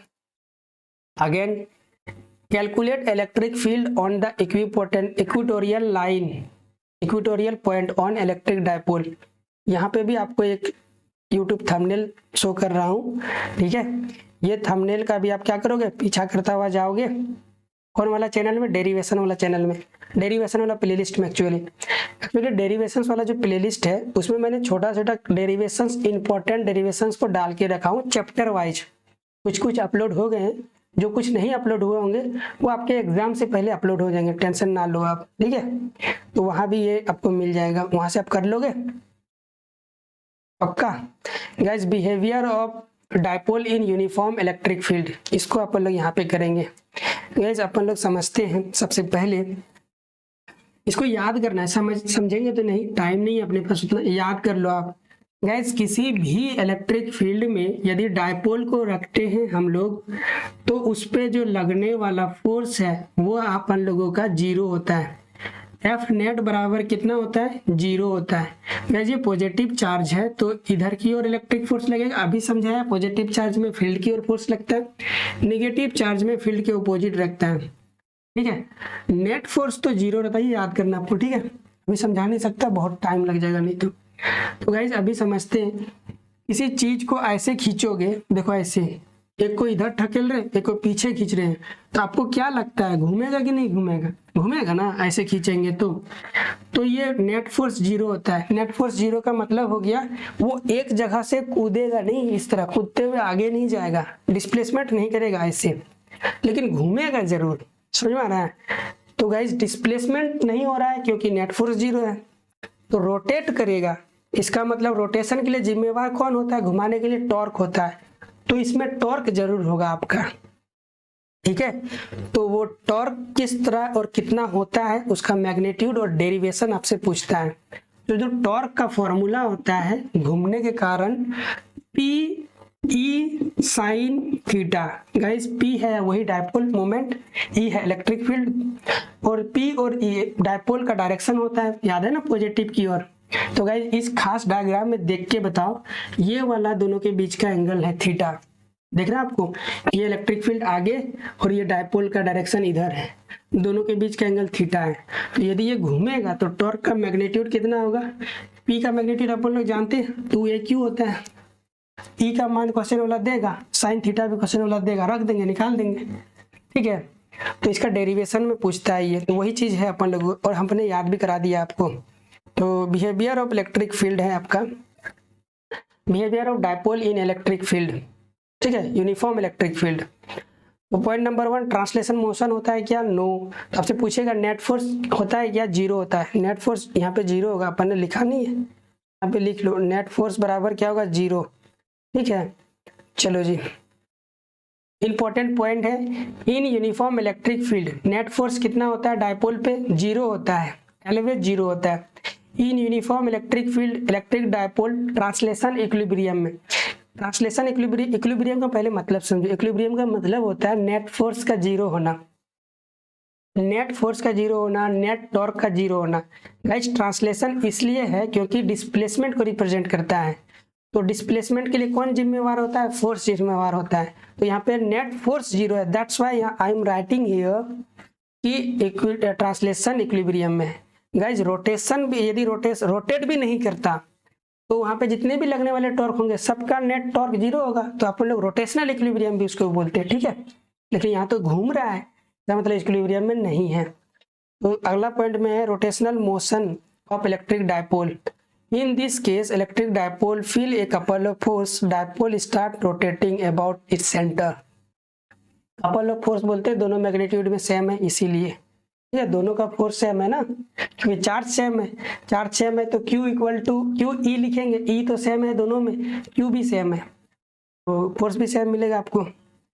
गाइस ये डेरिवेशन है, calculate torque on electric dipole when it placed it and external electric field. क्या करोगे, यूट्यूब का थंबनेल दिख रहा होगा अभी आपको, मैं लगा दूंगा बाद में, ठीक है, आप टेंशन ना लो। तो थंबनेल कहीं दिख रहा होगा, इसको देख के डेरिवेशन वाला प्लेलिस्ट पे खोजोगे, आपको मिल जाएगा। ये टॉर्क का फॉर्मूला भी याद रखो, इससे इंपॉर्टेंट ऑब्जेक्टिव बताऊंगा आपको। ये आपका डेरिवेशन पार्ट भी था ये सब, ठीक है। तो ये गलत नहीं है, लेकिन ये आपको समझ में नहीं आता, तो जो पिछला वाला है ना ये इजी समझ में आ जाता है। तो डेरिवेशन में हमने इसी चीज को बता के रखा है आपको, ठीक है, तो टेंशन ना लो, वहां पे आपको डेरिवेशन से देख देख के लिखना नहीं पड़ेगा, है ना। यही पेज जैसा दिख रहा है ना आपको, यही पेज में बताया वहाँ पे या बोर्ड पे, यही फोटोकॉपी वहाँ पे होगा, तो इसी PDF से आपका काम बन जाएगा। गाइस इंपॉर्टेंट चीज यहाँ पे आपसे कुछ है, टॉर्क बराबर PE साइन थीटा, टाउ से रिप्रेजेंट करते हैं टॉर्क को, PE साइन थीटा। तो थीटा क्या है, angle between P and E के बीच में। तो देखो जब थीटा का मान 0 होता है ना, उस समय साइन 0 हो जाएगा, साइन 0 तो टॉर्क 0। जब थीटा बराबर 0 होगा, इसका मतलब समझते हो, ये पॉजिटिव वाला डायपोल का इलेक्ट्रिक फील्ड के ओर रहेगा। इसका मतलब ये डायपोल का जो डायरेक्शन है, यहाँ पे देखो आप, आगे है, इलेक्ट्रिक फील्ड का भी डायरेक्शन आगे है। जब डायपोल और इलेक्ट्रिक फील्ड का सेम डायरेक्शन में हो, तो उस समय हम लोग बोलते हैं, उस सिचुएशन को डायपोल का सिचुएशन को हम लोग बोलेंगे this condition is known A stable equilibrium. तो ये कंडीशन याद हो गया। स्टेबल इक्विलिब्रियम कब बोलेंगे? जब टॉर्क जीरो होता है, ठीक है। इक्विलिब्रियम तब भी बोलते हैं जब हम लोग का टॉर्क जीरो होगा, नेट टॉर्क जीरो होगा। यहाँ तो हो रहा है, मतलब ये इक्विलिब्रियम है, लेकिन कैसा वाला इक्विलिब्रियम है? Stable equilibrium. स्टेबल इक्विलिब्रियम क्या चीज़ होता है वो नहीं बताऊंगा, वीडियो बहुत लंबा जाएगा। आपको याद करने ना, रट लेना, स्टेबल इक्विलिब्रियम में होगा, ठीक है। यही आपसे ऑब्जेक्टिव क्वेश्चन पूछेगा। ये स्टेबल इक्विलिब्रियम में डायपोल का डायरेक्शन और इलेक्ट्रिक फील्ड का डायरेक्शन किधर होता है? पैरेलल होता है। सेम डायरेक्शन हो गया मतलब पैरेलल हो गया। या तो पैरेलल ऑप्शन में देगा या तो सेम डायरेक्शन देगा, दोनों भी एक साथ नहीं देगा, ठीक है। समझ में आ गया? ये ऑब्जेक्टिव क्वेश्चन पूछेगा, बार बार बोल रहा हूँ, याद रखना गाइज। यहाँ पे थीटा बराबर 180 डिग्री रखेंगे तो torque PE 180 degree sine 180 degree sine 180 degree का मान जीरो होता है, तो अगेन टॉर्क का मान जीरो हो गया। तो जब टॉर्क जीरो होगा तो रोटेशनल इक्विलिब्रियम में आ गया। तो गाइज इक्विलिब्रियम में तो आएगा पक्का, लेकिन कैसा वाला? अनस्टेबल वाला। इमेजिन करके देखो, पहले कहाँ था ये? पहले आपका पॉजिटिव चार्ज इधर था, ठीक है, निगेटिव इधर था, इलेक्ट्रिक फील्ड इधर है। तो अब 180 डिग्री हो गया, मतलब ये घूम के इधर आ गया होगा, तो पॉजिटिव इधर आ गया, निगेटिव आपका इधर आ गया, तो दोनों के बीच का एंगल कितना आ गया? 180 डिग्री। तो इस समय डायपोल का डायरेक्शन देखो इधर की ओर है और इलेक्ट्रिक फील्ड आज भी उधर है। तो गाइस अनस्टेबल इक्विलिब्रियम में डायपोल का डायरेक्शन और इलेक्ट्रिक फील्ड का डायरेक्शन ऑपोजिट होता है, ठीक है। यहाँ पे आपको दिखाई भी दे रहा होगा, देखो ये पॉजिटिव इधर है, मतलब डायपोल का डायरेक्शन इस ओर है और इलेक्ट्रिक फील्ड का डायरेक्शन आगे की ओर है, दोनों ऑपोजिट है। तो उस समय अनस्टेबल इक्विलिब्रियम होता है। आपसे सवाल पूछेगा अनस्टेबल इक्विलिब्रियम में डायपोल का डायरेक्शन और इलेक्ट्रिक फील्ड का डायरेक्शन कैसा होता है? गाइस एंटी पैरेलल होता है या तो ऑपोजिट देगा, दोनों में से कोई देगा, आप सही मार्क कर लोगे। डायपोल का मैक्सिमम वैल्यू कितना होगा? जब साइन थीटा मैक्सिमम होगा। साइन थीटा मैक्सिमम कब होता है? 90 डिग्री पे होता है। तो थीटा बराबर 90 डिग्री पे साइन सॉरी टॉर्क का मान आ जाएगा पीई, इसी को मैक्सिमम टॉर्क बोलते हैं। गाइज ये वाला बात आप याद रखना, मैक्सिमम टॉर्क कब होता है इसका फॉर्मूला पूछ लेगा ऑब्जेक्टिव क्वेश्चन में। We can see that net torque on electric dipole will be zero only on two orientation। दो ओरिएंटेशन में हम लोग को टॉर्क का मान जीरो मिला है, तो theta equal to zero and theta equal to 180 degree. So dipole will be rotational equilibrium for this orientation. तो आपसे ये भी पूछ सकता है सवाल में कि रोटेशनल इक्विलिब्रियम कितने को ओरिएंटेशन में होता है? तो दो गो में होता है, एक तो 0 डिग्री में होता है, एक तो 180 डिग्री में होता है, याद रहेगा। Next objective question guys electric flux. Objective question नहीं, नेक्स्ट आपका टॉपिक आ गया electric flux. Guys electric flux क्या चीज होता है? ये एक स्केलर क्वांटिटी होता है। पहली बात, electric flux can be defined for any area. किसी भी तरह का एरिया ले लो। एरिया दो टाइप के होते हैं, एक तो क्लोज होता है और आपका एक ओपन एरिया होता है। गाइज ये फ्लक्स होता क्या चीज है? फ्लक्स ही जिम्मेवार होता है आपको इलेक्ट्रिक फील्ड बनाने का। लॉन्ग वीडियो में मैंने इसको डिटेल्स में समझा के रखा है, यहाँ पे भी मैं आपको समझा देता हूँ थोड़ा सा। देखो आप, इलेक्ट्रिक फ्लक्स का मतलब ये होता है, मान लो ये बहुत सारे इलेक्ट्रिक फील्ड है आगे की ओर, एक तीर आगे बना देता हूँ तो आपने को समझ में आ गया इलेक्ट्रिक फील्ड आगे की ओर है। गाइज एक आप डब्बा ले लो, एक आप कोई सा भी एक पेपर ले लो, मान लो ऐसे पेपर, और इलेक्ट्रिक फील्ड में रख दो आप, तो इस पेपर से भी कुछ इलेक्ट्रिक लाइन ऑफ फील्ड पास हो रहा है। देखो ये जो पासिंग इलेक्ट्रिक फील्ड लाइन है ना, ये सारे फ्लक्स कहलाते हैं। गाइज यही फ्लक्स जिम्मेवार होते हैं करंट बनाने के लिए या पोटेंशियल बनाने के लिए, वोल्टेज बनाने के लिए। तो सीधा सा समझ लो, आप इतना नहीं समझ में आता तो करंट बनाने के लिए। तो जनरेटर के अंदर क्या होता है गाइस? फ्लक्स चलते रहता है, तो उसके अंदर क्या अपन लोग इस पतला वाला एरिया लेके रखते हैं क्या? हम बोले हाँ, उसमें एरिया अपन लोग लेते हैं। इस एरिया को अपन लोग क्या चीज से बनाते हैं? इससे क्या चीज से? कंडक्टर से बनाते हैं। तो गाइस सोचो, यदि हम लोग को ज्यादा करंट चाहिए तो क्या करेंगे? इस एरिया को बढ़ाना पड़ेगा। एरिया को बढ़ाएंगे तब ना ज्यादा इलेक्ट्रिक फील्ड ऑफ लाइन पास करेगा। तो एरिया को बढ़ाएंगे तो जनरेटर का ढांचा भी बढ़ेगा, क्योंकि अंदर वाला मटेरियल के कारण जो चीज करंट बना रही है वो वाला का ढांचा ही अपने बड़ा कर दिया, तो बाहर से डिजाइन भी बड़ा दिखाई देगा। तो बड़ा डिजाइन देगा तो बड़ा करंट मिलेगा। यही वजह है अपन लोगों को कि मिनी जनरेटर का ढांचा, मतलब आपका वर्क, ये क्या बोलते हैं उसको, समझ लो ऐसे मिनी जनरेटर जो होते हैं वो छोटा होते हैं, और शादी ब्याह में जो आप जनरेटर देखते हैं उससे बड़ा होता है, क्योंकि अंदर वाला जो मटेरियल करंट बना रहा है वही बड़ा है, एरिया बड़ा है।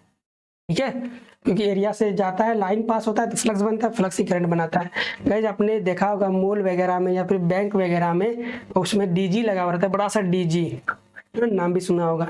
वो बड़ा रहता है क्योंकि वो बड़ा करंट पैदा करता है, जनरेट करता है, पूरे कॉम्प्लेक्स में इलेक्ट्रिसिटी सप्लाई करता है। तो गाइस फ्लक्स होता है जिम्मेवार। थोड़ा थोड़ा आइडिया मिल गया, ठीक है, इतना भी काफी है आपका। तो ये डिफिनेशन पार्ट देख लेते हैं आपका।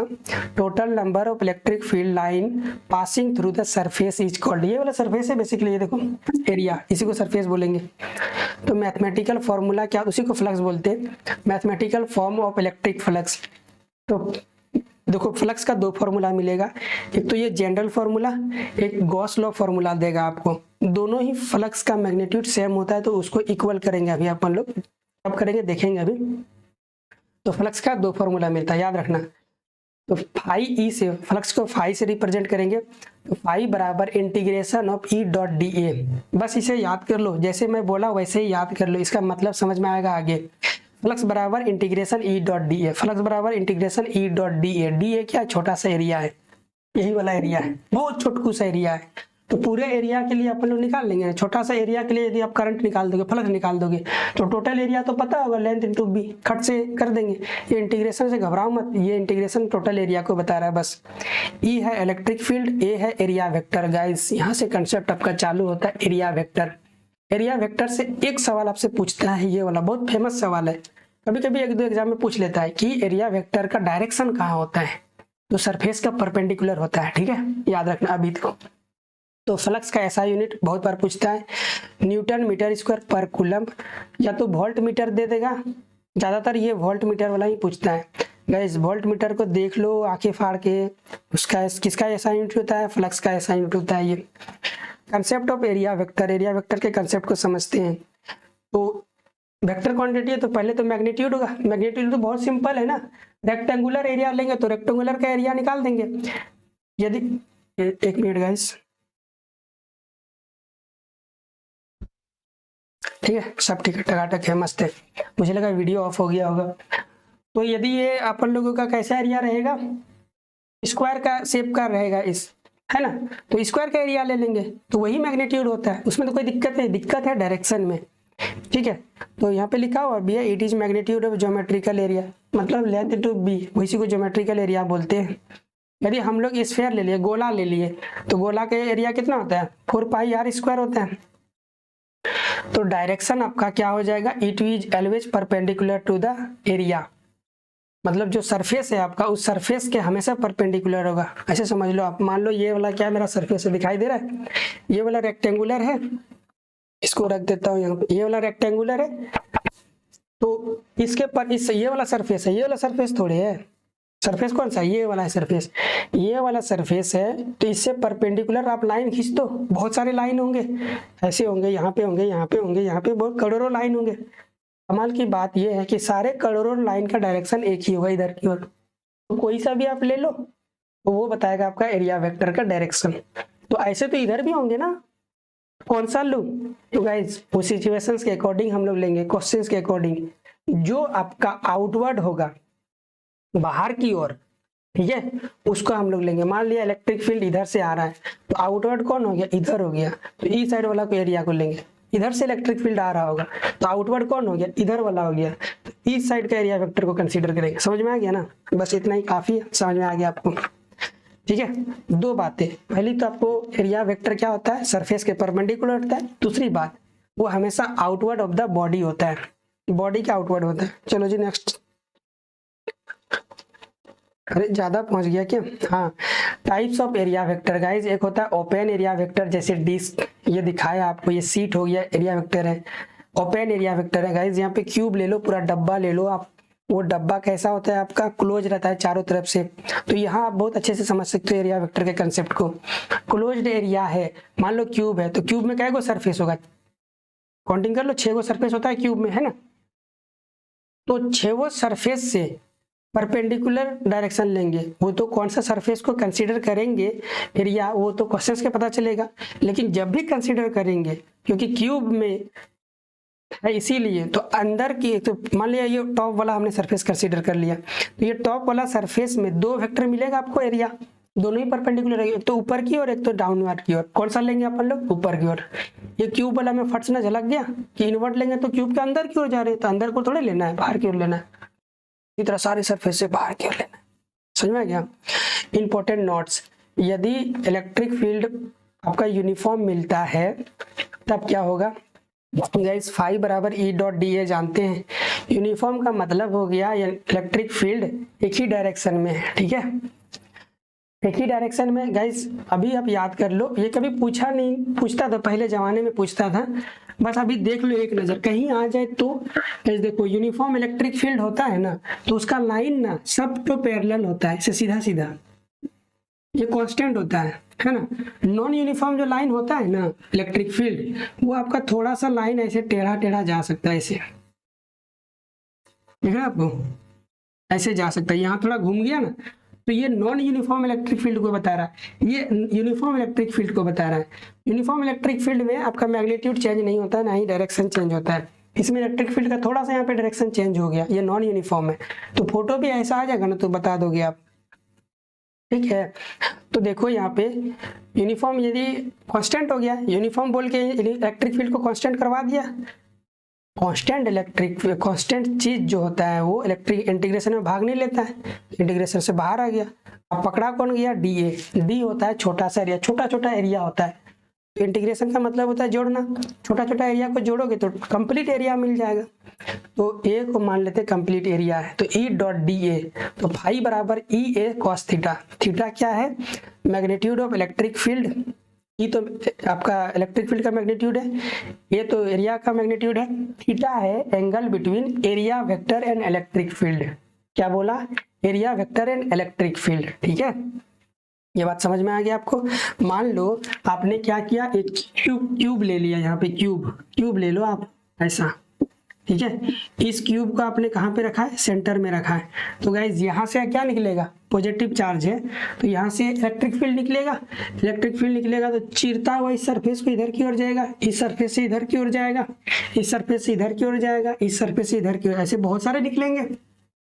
तो गाइज इस सरफेस से देखो बाहर की ओर इलेक्ट्रिक फील्ड जा रहा है, और एरिया वेक्टर अपन लोग जानते हैं सरफेस से बाहर की ओर लेंगे, तो गाइज इस एरिया वेक्टर का भी डायरेक्शन आगे है, सॉरी इलेक्ट्रिक फील्ड का भी डायरेक्शन आगे है, एरिया वेक्टर का भी डायरेक्शन आगे है। तो आप मेरे को एक बात बताओ, दोनों के बीच का एंगल कितना है?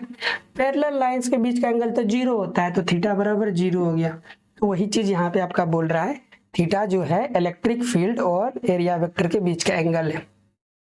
नेक्स्ट तो कहता है थीटा बराबर 90 डिग्री हो जाए तो कॉस 90 हो जाएगा, उस समय फाई बराबर ई ए मिलेगा। थीटा बराबर 90 डिग्री हो जाए, वही चीज लिखा है, दोनों बार 0 डिग्री हो जाए, पहले तो गलत पढ़ दिया, सॉरी गाइस, सिली मिस्टेक हो गई। थीटा बराबर 0 होता है तो उस समय मैक्सिमम फ्लक्स मिलेगा, क्योंकि 0 डिग्री पे कॉस का मैक्सिमम वैल्यू होता है। 90 होगा तो फाई बराबर आपका क्या हो जाएगा? 0 हो जाएगा। 90 डिग्री पे फ्लक्स नहीं होता है, तो 90 डिग्री का मतलब समझ रहे हो? इलेक्ट्रिक फील्ड और एरिया वेक्टर के दोनों के बीच का एंगल कितना हो जाएगा? 90 डिग्री हो जाएगा ऐसा। यहाँ पे एक क्वेश्चन है जो अभी बिल्कुल सॉल्व नहीं करेंगे, टाइम नहीं है अपने पास। गॉस लॉ, अब ये गॉस लॉ क्या चीज है इसको समझते हैं जरा सा, और ये चैप्टर का आखिरी टॉपिक है ये। गॉस लॉ क्या बताया था आपको? इलेक्ट्रिक फ्लक्स निकालने का ही अनदर मेथड होता है। Gauss law is valid for point charge as well as distributed charge. जैसे कूलम्स लॉ का अपन लोग केवल पॉइंट चार्ज के लिए अप्लाई कर सकते थे, लेकिन गॉस लॉ ना खुली आज़ादी है, चाहे डिस्ट्रीब्यूशन चार्ज है लाओ संभाल लेंगे हम। गॉस लॉ ऐसा बोलता है, डिस्ट्रीब्यूटेड चार्ज हो चाहे पॉइंट चार्ज हो, दोनों में अप्लीकेबल है। Gauss law can be applied for moving charge as well as slow rest charge. Coulomb's law में ऐसा नहीं था, रुका हुआ चार्ज के लिए अप्लाई कर सकते थे, या तो बहुत धीरे धीरे, ये मतलब कन हो कैसे हो चार्ज हो कैसे भी स्टेट में हो, आप लेके आओ हम लगा देंगे। Guys Gauss law is valid for close सरफेस्ड।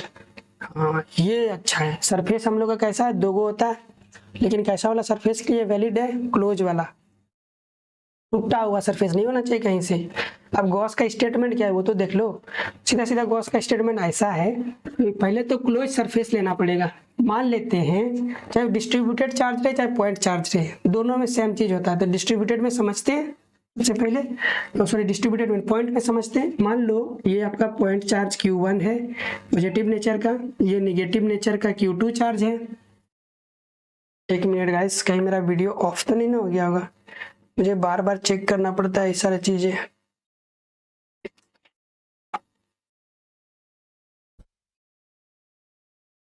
चलो सही है ना, हाँ जी वीडियो सही है आपका, ठीक है। अभी आ जाओ इधर की ओर। मान लो इधर एक पॉजिटिव चार्ज फिर Q3 है, तो कहता है एक तो क्लोज सरफेस लो।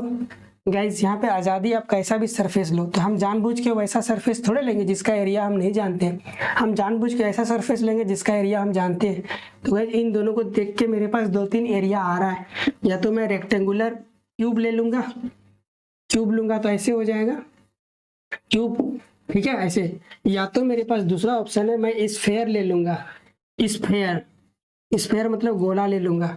तो गाइस जो भी सरफेस आप लोगे उसी सरफेस को अपन लोग बोलते हैं गॉसियन सरफेस। ये भी सवाल पूछता है, जो हम लोग गॉस लॉ में जो सरफेस कंसीडर करते हैं उसका नाम क्या है, गॉसियन सरफेस, ठीक है, गॉसियन सरफेस। तो गाइस तो फ्लक्स का फॉर्मूला गॉस लॉ के अकॉर्डिंग ये बोलता है, फ्लक्स बराबर Q inside upon epsilon not. क्या हो गया, Q इनसाइड का मतलब हो गया आपने जो सरफेस कंसीडर के लिया है उस सरफेस के अंदर जितने भी चार्ज है उस चार्ज का सम है Q इनसाइड। तो यहाँ पे हो जाएगा Q इनसाइड का मतलब हो गया, तो सभी को जोड़ दो आप। तो पॉजिटिव चार्ज को पहले लिखता हूँ Q1 plus Q3 plus negative charge को बाद में लिखता हूँ Q2 अपॉन एप्सिलॉन नॉट। यही है गॉस लॉ, सीधा सीधा सा कंसेप्ट है। Total charge inside the Gaussian surface upon epsilon not is known as Gaussian law, Gauss law है। Flux is known as flux according to Gauss, ठीक है, electric flux. तो यही चीज यहाँ पे लिखा हुआ है आपका कि total electric flux linked through any close surface will be equal to 1 by epsilon naught times to the net charge enclose by the surface.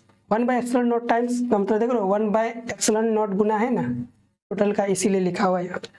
Guys इसको गॉसियन सरफेस बोलते हैं, बता दिए। फाई ई बराबर phi net upon epsilon naught होता है। Phi E बराबर phi net का मतलब हो गया Q इनसाइड, ठीक है। Relation between Gauss law and electric field, यहाँ पे आपको एक थंबनेल दिख रहा होगा, उस थंबनेल को कहाँ खोजोगे, डेरिवेशन वाला प्लेलिस्ट में, चैप्टर नंबर 1 में मिल जाएगा आपको, ठीक है। गाइस यहाँ पे कुछ क्वेश्चंस है जो अभी सॉल्व नहीं करेंगे, यहाँ पर लोग नेक्स्ट चलते हैं। नेक्स्ट यहाँ पे इंपॉर्टेंट है ये, अब हम लोग का चैप्टर खत्म ही होने वाला है, ठीक है। Calculate electric field due to uniformly charged infinite rod, इसका भी मैंने ऑलरेडी वीडियो बना के रखा है, अब वहाँ से चेकआउट कर लेना। सारे इंपॉर्टेंट पॉइंट उसमें बता के रखे हैं आपको। डेरिवेशन है, 5 से 6 मिनट का वीडियो है, याद कर लेना, लॉन्ग क्वेश्चन में आने के चांसेस हैं। ये calculate electric field due to uniformly charge infinite rod, ये देखो लेमडा, देख रहे हो लेमडा, ये वही लेमडा है जहाँ पे अपन लोगों ने अभी तुरंत surface charge density, linear charge density में पढ़ा था। एग्जाम्पल नंबर 2, ये एग्जाम्पल नहीं है, क्वेश्चन है, आपको याद करनी है ये सब। और जो क्वेश्चंस होते हैं ना वो मैं डायरेक्टली छोड़वा दे रहा हूँ, याद है ये क्वेश्चन है, ये इसका मैं नहीं सॉल्व करवा रहा हूँ क्योंकि these are not important, but जो सबको बोल रहा हूँ ना वो सब आपको करना है, ठीक है। ये वाला एग्जाम्पल इंपॉर्टेंट बोल रहा हूँ तो मतलब देखोगे वहाँ, calculate electric field due to uniformly charge infinite plane sheet. Guys इसका सॉल्यूशन है ये तो, और ये चैप्टर का आखिरी चीज, calculate electric field at various point due to uniformly charge hollow sphere, इसका भी थंबनेल अभी आपको शो हो रहा होगा, ठीक है। इस थंबनेल का पीछा करते हुए आप क्या करोगे, पहुंच जाओगे प्लेलिस्ट पे, डेरिवेशन वाला प्लेलिस्ट पे, और वहां से आप क्या करोगे, सॉल्व कर लोगे। वहाँ ये तकरीबन कितना मिनट का होगा, ज़्यादा से ज़्यादा 12 मिनट का हो सकता है, ये थोड़ा लॉन्ग है इसीलिए, उतना भी नहीं गया होगा, 10 मिनट में ये निपट गया होगा गेम इसका भी, ठीक है। नेक्स्ट चलते हैं। नेक्स्ट क्या चीज़ है आपका, नेक्स्ट है थैंक यू वाला पोर्शन, खत्म हो गया। ये उसी का पोर्शन है, ये ग्राफ जो देख रहे हो ना आप, ये उसी का पोर्शन है, पीछे वाला क्वेश्चंस का ही। अब थैंक यू गाइस, और मिलते हैं अपन लोग नेक्स्ट वीडियो में। आपने इतना देर तक हमें झेला उसके लिए थैंक यू, और झेलने का आपको बहुत ज़्यादा फायदा मिलेगा बोर्ड में जब अपन लोग प्रैक्टिस क्वेश्चंस करेंगे उसके दौरान। हाँ अभी लास्ट में ना थोड़ा 1-2 मिनट और रुक जा, कुछ इंपॉर्टेंट बातें बता देता हूँ, रणनीति बता देता हूँ, आप क्या करोगे तो फिर जगह बोर्ड में आपका मार्क्स बढ़ जाएगा, ठीक है। जो टॉपिक आपको समझ में आ रहा है उसको पहले कैप्चर कर लो, अभी लास्ट टाइम है ना, इसलिए अब जो टॉपिक आपने कभी नहीं करा उसके पीछे बिल्कुल मत भागो, ठीक है। पहले उन सबको अपने हथेली में रख लो जो आप हमेशा से पढ़ते आए हो, कम से कम 70 मार्क तो अपने पॉकेट में रहेगा, फिर बचे हुए टॉपिक को आप ज्ञान करोगे। अब सोच के रखो, यदि आप 70 मार्क्स आप जानते हो लेकिन आपने रिवाइज नहीं किया उसका, अब एग्जाम आ रहा है तो आप सोचते हो 90 नंबर लेके आए, इसीलिए 20 नंबर तो दूसरे चैप्टर से पूछे जाएंगे, तो उसको पढ़ने में लग गए, तो उसके कारण पता है ये पीछे वाला चैप्टर जिसको आपने रिवाइज नहीं करा है वो भी भूल जाओगे आप, तो गड़बड़ होगा। तो हर रिवीजन के टाइम सबसे पहले उसी को सबसे पहले रिवीजन करना जिसको आप पहले से जानते हो, ठीक है। ये तो आपकी तरफ से एफर्ट हो गया। मेरे तरफ से एफर्ट क्या होगा, मेरे तरफ से एफर्ट ये होगा कि जो मॉडल क्वेश्चन पेपर है इस वीडियो के तुरंत बाद सॉल्यूशन अपलोड कर दूंगा, वहां से ऑब्जेक्टिव क्वेश्चन आपको मिल जाएगा। चैप्टर नंबर 1 से मैं आपको 100 ऑब्जेक्टिव क्वेश्चन करवा दूंगा, उसमें दोनों इंक्लूड रहेगा। जैक बोर्ड जो मॉडल क्वेश्चन पेपर प्रोवाइड किया उसमें 20 क्वेश्चन है और मेरे तरफ से 80 क्वेश्चन रहेगा, सारे इंपॉर्टेंट है। उन सारे को लगा लोगे ना, ये पूरा चैप्टर नंबर 1 आपके हैंड के कंट्रोल में आ जाएगा, उड़ोगे बस। यार पूछ अब जैक बोर्ड कहाँ से तुम सवाल, जैक बोर्ड के लिए है ना, दूसरे एग्जाम के लिए नहीं, फिर गड़बड़ हो जाएगा। अब जैक बोर्ड कहीं से नहीं पूछ सकता, सारे सीट से आ जाएगा, है ना। कंफर्म, मजा आया टकाटक। चलो जी, अब थैंक यू बोलने का टाइम आता है। So thank you guys, bye bye.